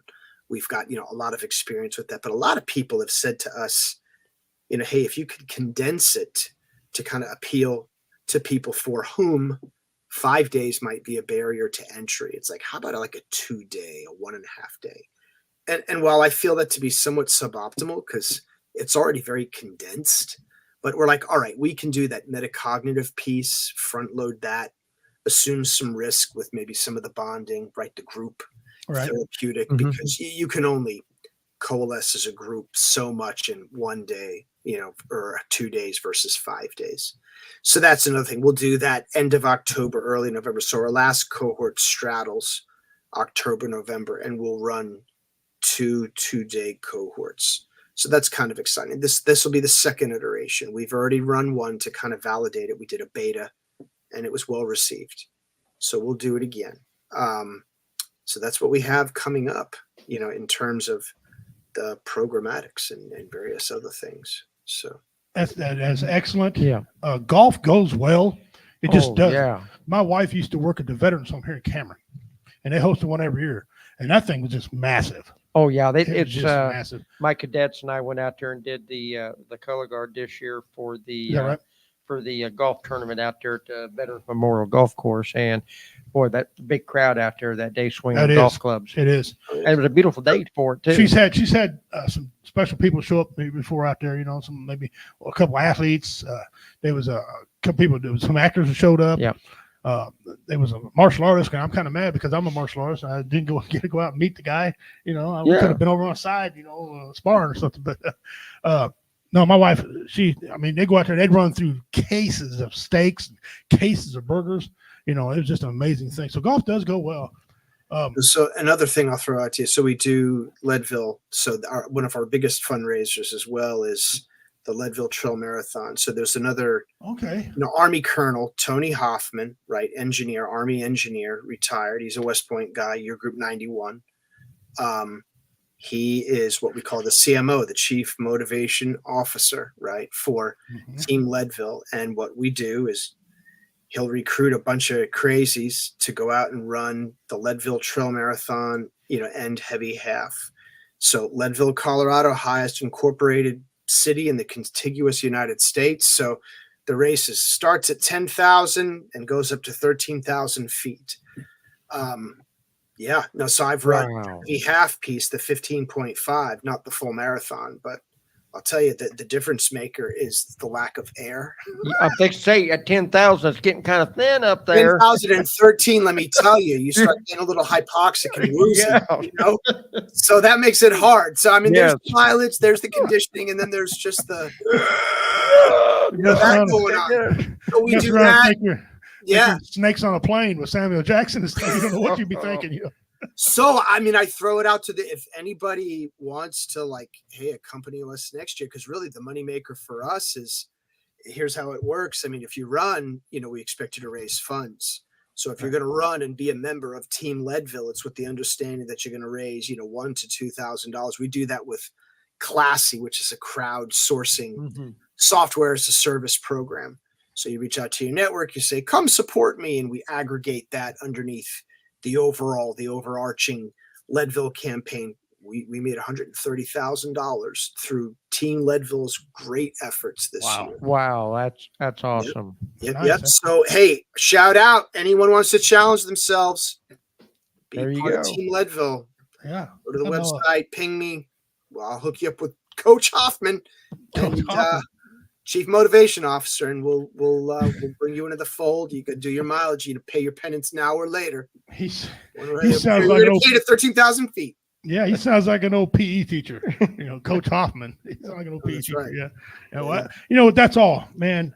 That's all excellent. Being part of an organization that helps a lot of veterans.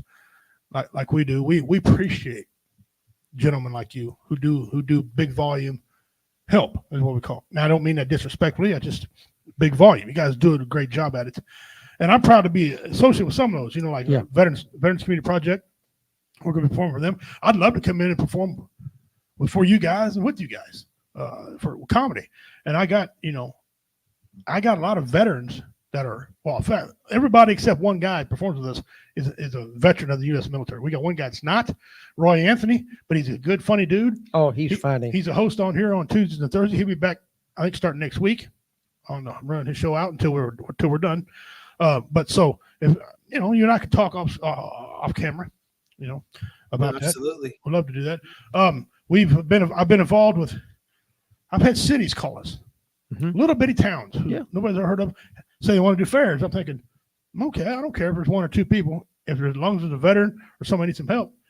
And you'd be surprised how many people come out for these little shows. Oh, they do. Take the what's that little Kidder? Take the Kidder picnic. Yeah, take that thing. Oh man, they go all out. They go. I mean, my goodness. And we performed on stage several times for them, and had a good crowd. Yeah. Okay. And that's where they got that bench we made for you guys was there. We gave it over there. And so Commander and I are both in the business of helping. And we just don't help veterans. We want to put this out there. We'll help anybody. 22 veterans a day commit suicide in this country. Some numbers are 45 if you count the guys getting ready to count get all out. the other things that the VA starting to add into that equation. And people coming in, people going out of the military. Okay. You know what's behind? What's the second most group of suicide rate is? First responders. No. Teens. Teen suicide. 12 teens a day commit suicide in this country. Jeez. And I have talked to some schools, and I was proud to do that. We got a different culture gap, but I was proud to talk to them. Yeah. And every one of them, we start talking about the teen suicide. All of them would come afterwards. Hey, I got a friend. I use the laughter to save his life. Thank you for what you're doing. I mean, I got kids thanking me, for life isn't even over with yet, And there's a lady online, which I don't get this, but there's a lady online who was sued by the bully's mother. Her daughter hung herself.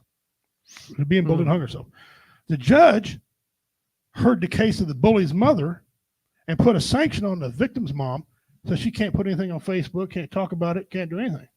Well, that wouldn't have been me. That'd have been like, yeah, right. Okay, Judge. Yeah. Get on out of here. So mass amount of people was talking and stuff like that. But that thing you hold in your hand, and teens, I know you're watching. I know some kids watch me, like, later on after supper. That thing you're holding in your hand. Yes, that phone is an important tool. It really is. But it could be a negative tool as well. It could be a harmful tool. Shut that thing off and don't care what nobody says. Yeah. I'm going to say this to you. It's not rude. It's just how I talk. Those are punks. They know nothing about life. Okay. I mean, you got a small little portion of your life at school. The rest of it's long. You got a lot of time. I've seen people make fun of somebody in school, then they become a gas attendant pumping gas. Mm-hmm. And you're out there doing some other stuff, making more money than they are. That happens a lot. Okay. A lot of times bullies they're self-conscious about themselves. They don't like themselves. There's something wrong with them. Don't worry about that. If you're out there today, teens, listen to it. What the three of us talking about. We're your military men. We're trained to protect. That is our mission in life. We will lay down our lives for you. Do us a favor. Stop all that 12 a day.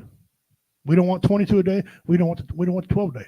And first responders, he's close. They're third. Yep. Okay. They're like 10 or 11 a day. We need everybody. If this shooting the other night didn't teach us anything, there's a silver line in everything you do. Okay. This taught us how far apart we are. And it taught us the journey that needs to get back to being closer. You don't have to like each other all the time. You don't have to like everything everybody does. Yeah, it's impossible to have that dream and to think that everybody's going to like you for everything. It's impossible. Are Democrats, Republicans, and liberals and independents going to argue? Yes. That's what they're supposed to do. We don't want everybody the same. But we don't need to kill each other either. Listen, if you're a Democrat out there, me and Democrats, I really don't like Democrats. Some of my in-laws are. But if you're hungry, I'll feed you. If you need shoes, I'll reach in my pocket and pay for shoes. And I'd hope to God you do the same thing for me if I was ever in a time of need. That's where we're at. Exactly. If we're not there, guys, we need to get back there. And Mike, man, I forgot about you for some years. I apologize. I didn't really forget about you. I just couldn't find you on my phone one day. I go down, here he is right here. Man, I'm glad just take it from the veterans. We appreciate you. Yeah. What you do. We know you're a veteran, but we appreciate everything you do for us and everything you do for those that need help. And I know you help people that are poor. You help people that got money. You help people of all race, creed, colors, and religions. We thank you for that. I don't know your age. I don't want to know your age. You can give me your age if you want to. That's your business. I'll get mine out. I don't care. But thank you very much for what you do. And I'm serious. I would love the honor of bringing comedy vets at your location and perform for you guys. Help you raise some money, big money, little money. It don't matter how many, hopefully make big money, but whatever. But that'd be wonderful, brother. We'll figure something out. Like I said, we'll talk offline and maybe even our celebration dinner if it fits in the program. I did a lot of dinners and a show. That's a very popular thing. Dinner and a movie. I'd be the movie, I guess. Hopefully not the dinner. No, since I last talked to you, I lost 45 pounds. So I'm really, I'm down quite a bit. I still look too thick, and I am too thick, but I'm getting down, losing weight. So everybody's like, well, how strenuous is your work? I said, I hold a microphone, really? Yeah. How strenuous? I sweat setting stuff up. What, are you kidding me? That's the hardest work I got, to set up all my equipment. That's the hardest thing I got. But I went back into construction work. I'm doing stuff on the side. So got to keep going, man. Got to keep going. Got to keep life. Got to keep plugging. You do. Tell us, what's the most famous person that you've met in Warrior Ascent or yourself? I'll say this. I used to box for West Point. Okay. So, won the brigade championship a couple times. It was like nice. Eastern regional champ. Make sure you pay him. Okay. Hey. No, and then we went to Downtown Athletic Club in New York. So for the returning champions, we would fight, and it was like Night of Champions. And I get in the elevator, and who gets in the elevator with me and the West Point boxing team? It's Joe Frazier. Oh wow! Oh wow! That's top. Oh, that's it. That's top notch.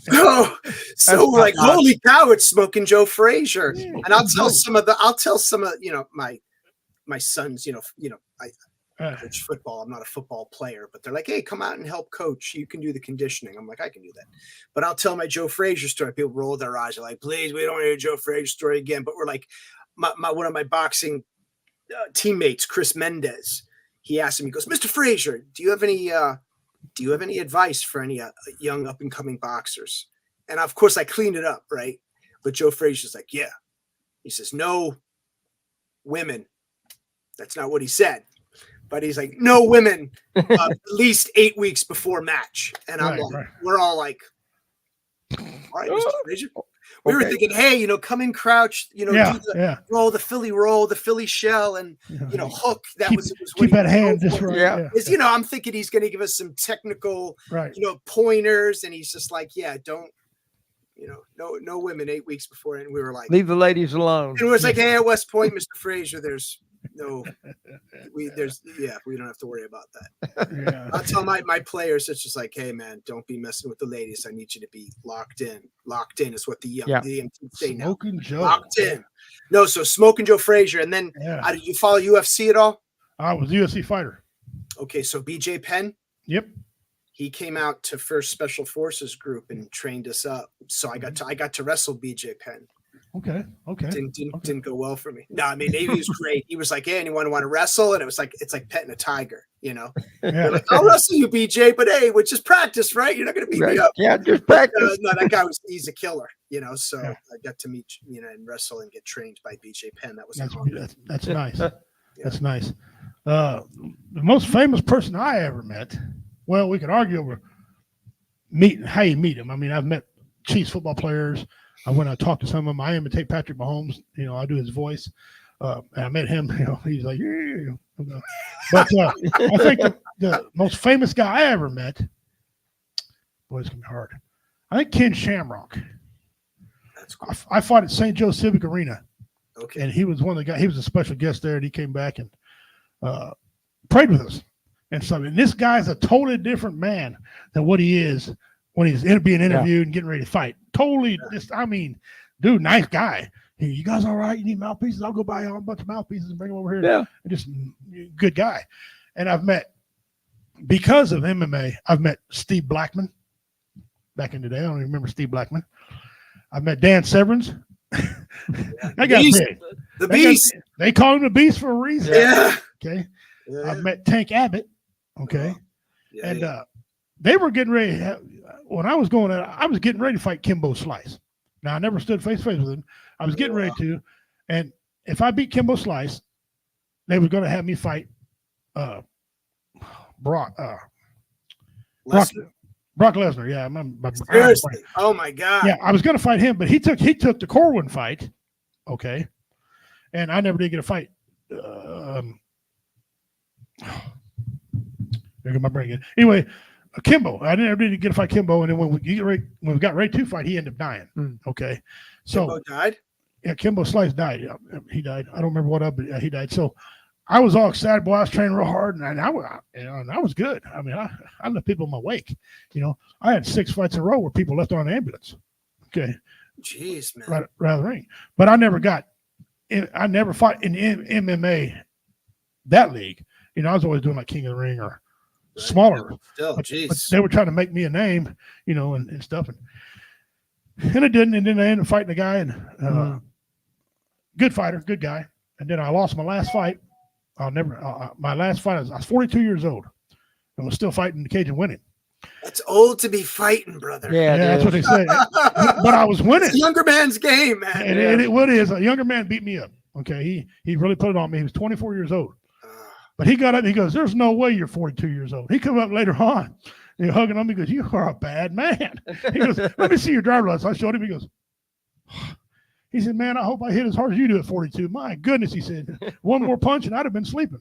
And well, we can get back in there and restart the bell. But so yeah, at 42 years old, I was still fighting. I quit because my wife told me she wanted me to remember my grandkids' names.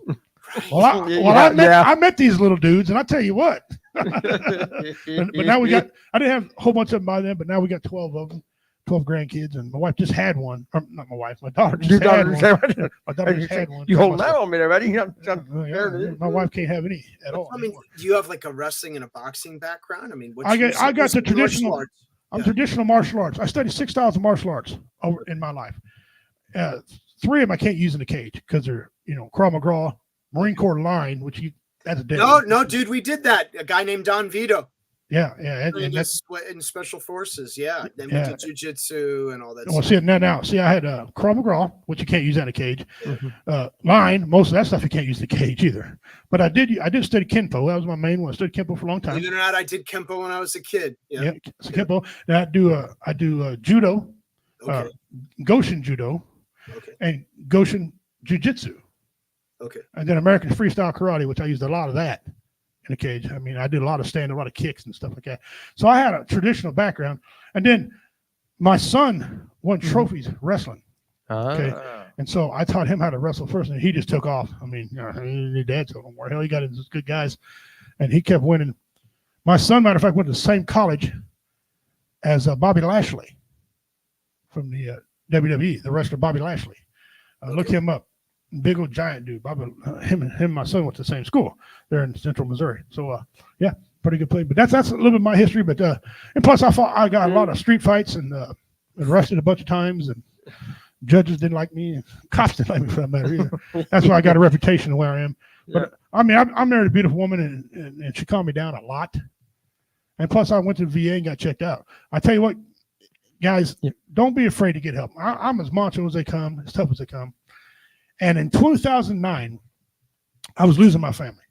My kids wasn't getting along. They were moving out. My wife was still around me, because she liked veterans, but she was, she came to me and she goes, "Honey, you're losing your family. You need to go get checked out." Well, I figured I knew I had PTSD, because if you scream around me, it alerts me. I holler back, or I try to hold it back, but I can't all the time. I got to tell the kids to be quiet. It's not fair to the kids not to be kids. Right. But damn it, you know how it works, PTSD. I can't control it. This comes upon you, right? So I knew I had that. But I went and got checked out because my wife asked me to. And I get into VA and had this guy named Dr. DeMark. He was like 6'9", but he's about 18 inches wide. Okay, real long guy. Yeah, tall, skinny guy. Yeah. Beanpole. And I was real paranoid at that time. You couldn't go in behind me. You had to go in front of me when we went into a room. Okay, I was real paranoid. And so he figured that out. He went in and I went in and I looked around, make sure nobody was in there, and sat down. And I tell this part because this is kind of funny. He had 2 packets in front of him. Okay, the first one he was talking to me about things, and then he put his hand on my hand. He said, "Do you feel like committing suicide?" I said, "No, I feel like killing other people." So he switched packets. He literally went, "Okay, next packet." And we got to talking, and I was making him laugh. He goes, "You ought to be performing." I said, "I do, but I was in a bad time in my life, and I quit for a while. Comedy." He goes, "The first thing you need is get back into that because that's great. You know, comedy is just amazing." And so I started going to the VA, and then I ended up getting diagnosed with the PTSD and paranoia, a little bit of OCD. Okay, and they said I was bipolar, which not really sure. But bipolar and PTSD can be misdiagnosed because a lot of things are close together. They're so close together, they're interwoven in there. Interwoven. And so they went the whole route about, you know, they didn't take anything away from me. They didn't take away my guns. They didn't take away my knives. They didn't take away any of that. They said, "Fact, we don't want to let you feel like you can't defend yourself. That's wrong. That's not what we're here to do." And I'm trained with them, so I'm no threat to anybody to crawl inside of a building and shoot the president. I'm not. That's not me. Mine's defense. Okay. So they evaluated me over and over and over and over again, and that's what they come up with. So they put my medication. Now, there's a lot of people that argue medication is not the way to go. Some is the way to go. I'm going to tell you this. The medicine has helped me tremendously. Okay. At first, they didn't have it right. Okay. They had wrong doses here, not enough here. But that's time. They got to figure it out. So I was patient and let them figure it out. Okay. And they tested me. And finally, they got everything where it was right. But I was still going to jail at the time. I was trying to get through all my legal issues and not go to jail. I mean, I told the judge I'd drink him over the counter and beat the hell out of him. You can't say that. No, they frowned on that. Yeah, they frown heavily on it. You shouldn't say that. That's not something you go to court. That's not wise. You can't go into a courthouse and act a fool and expect to get away with it. That just ain't gonna happen. But see, I got all my legal stuff behind me, and I started taking this medication, and I was struggling for a bit. But finally, they got the dose right, man, and it really did help me. And then they figured out later on in the years, I'm more PTSD than I am bipolar. I got more PTSD than other things. Now they're hinting on some other things with me, but they've never proven anything. The only thing they know is I'm paranoid. I'm still a little bit paranoid. That was the hardest thing to get over, by the way. Yeah. Okay. Because every time I go to a restaurant, I had to sit a certain way, and I had to know everybody coming in, and my life was very affected by that. I like to set where I can see who's coming in to my front, not come up behind me. So my wife and I developed a technique. If I go into a restaurant around this time, I sit my back to the window. Okay. She'll say somebody's walking by. I know that, so I'm okay. I don't have these hairs on the back of my neck sticking no more. Or if we're sitting in the center of the room, which I don't like to sit in the center of the room. I don't, but I do it because it's good to work on that stuff. My wife will say, "Waitress." And all she got to do is say a waitress. I know she's coming up on me. Okay. I did Warrior Fest. That's one of our big events we used to do on here. Warrior Fest. When we was in Misfits Bar and Grill in Blue Springs, Missouri. And this one waitress kept coming up, she kept startling me. I mean, she'd just come up and she'd say something right about here where I couldn't see her. Startled me. One of the other waitresses says, "Hey, these guys are all veterans. Whistle, click your feet, something." So no. And once she figured that out, we had no problem. And man, they were all great. I didn't want her to alter her life totally. Right. Just let me know so I could alter my life according to her. And so the VA really, really helped me out a lot. Now, they did some bad things to me. They made me diabetic. I have now got a death sentence on me. Okay. We're just arguing over when I'm going to die. Things like that. And, they say I can't be cured, which, whatever. But so that's a little bit about how I got to where I was gotten. I mean, I was going to jail. I was crapping in cop cars. This is a fact. This is a true story. I took a big old crap in a cop car, one time and stuff. By the way, thank you, Dean, for showing up, buddy. Yay, Dean. Go back and look at some of the memes, you'll die.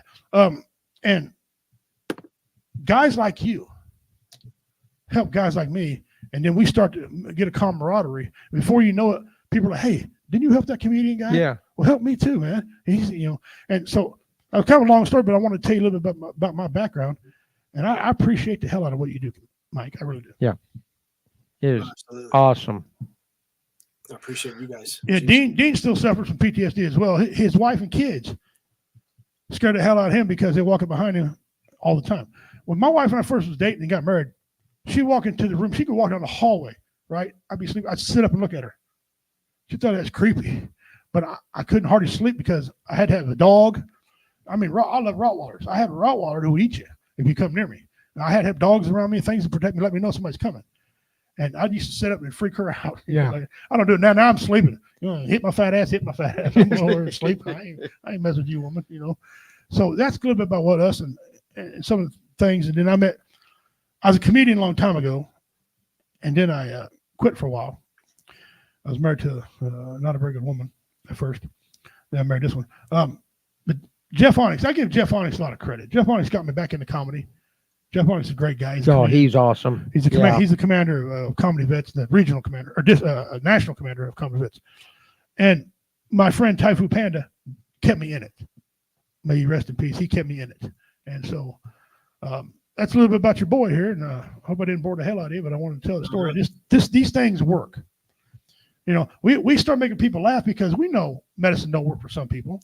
Mm-hmm. We know the VA's got a cookie cutter way of doing things. Sometimes people need more than that. And sometimes they need comedy. Sometimes they need music. That's what we're here for. Right. I mean, I'd say community.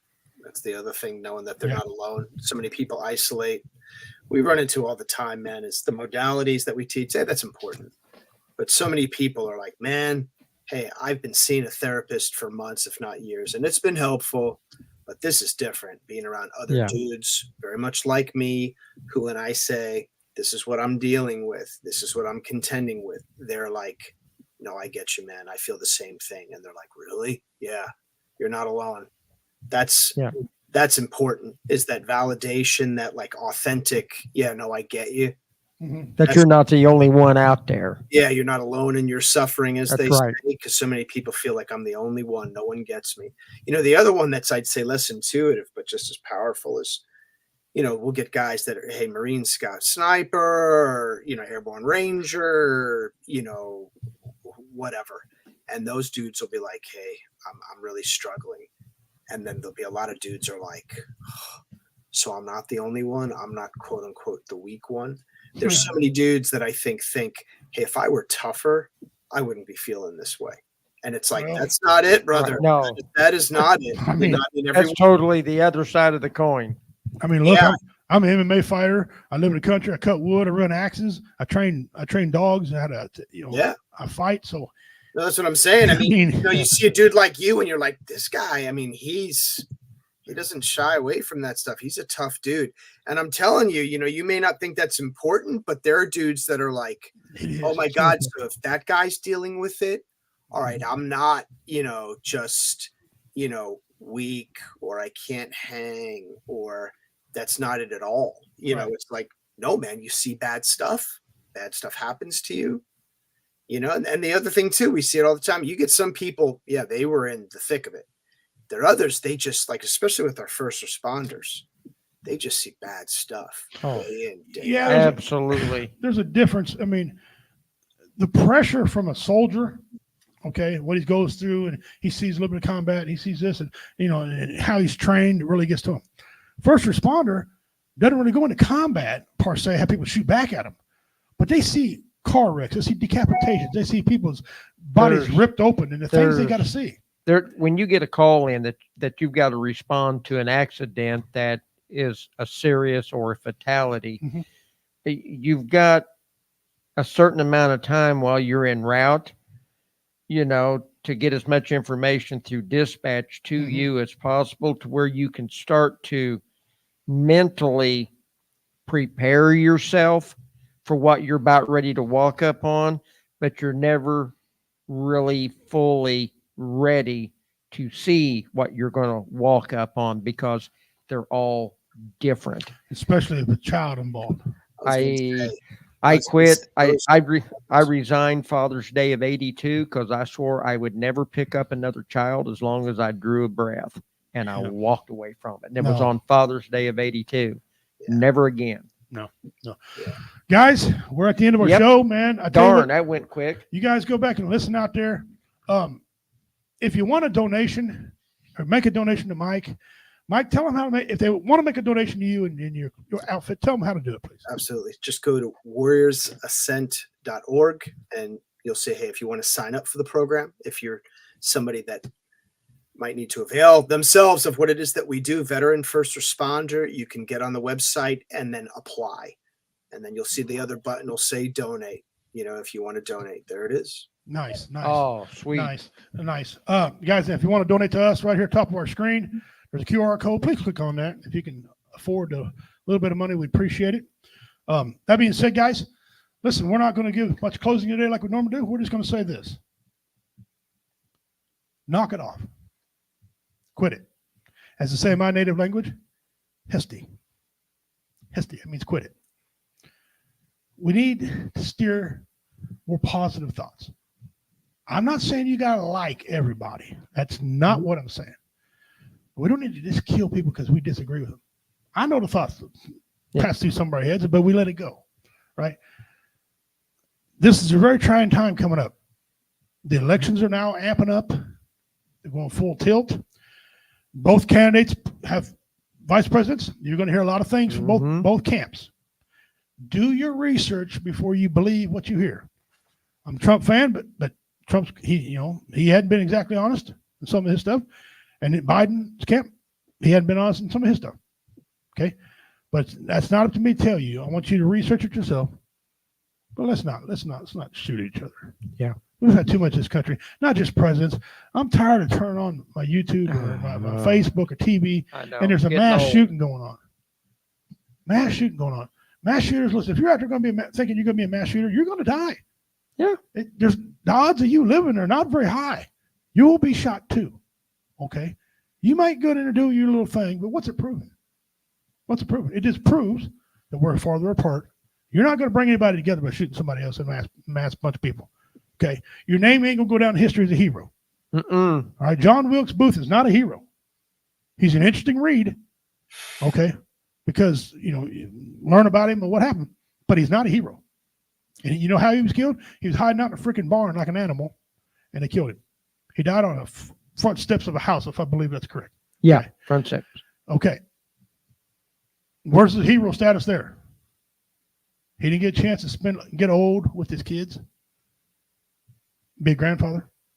Lincoln died because of somebody's belief, not knowing that America was changing and needed to change. Not on a soapbox. Not gonna try to tell you all what to do. You're all grown people, but there's guys out there that can help you. We don't want the 22 a day. We don't. We're tired of it. And when him and I figured out now it's close to 45, we're like, wow. Yeah. That's a sobering thought.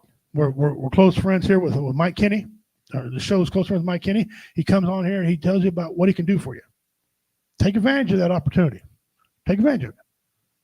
Hell, I got him on my phone, Mike Kinney on my phone. If I want to text him, I'm free to text Mike. Yeah. Okay? We're always telling you, if you call us, we'll listen. Okay, here's somebody else that will listen. Yeah. Call. We put our money where our mouth is. Yep. Okay. So that being said, we got things coming up. Mow your yard. Get out and do something. Isolation is not good. No. It's not good for any veteran, and it's not good for anybody. Okay? It's not good. Isolation is not good. Get out and do something. I know people don't want to go to events because they're afraid of getting shot at. I get that. That is a real issue. But the odds are in your favor that you won't. Okay. That being said, on behalf of Mike Kinney, on behalf of the commander, I'm Richard Redneck Pimp King, bad man of comedy. Saying until we meet again, take care of yourselves. Dona Dagahoy. Osta Usfi. You guys take care of yourselves. We're out. Have your pet spayed or neutered, by the way, okay? Oh, yes. Make Bob Barker happy. Make Bob Barker happy. We love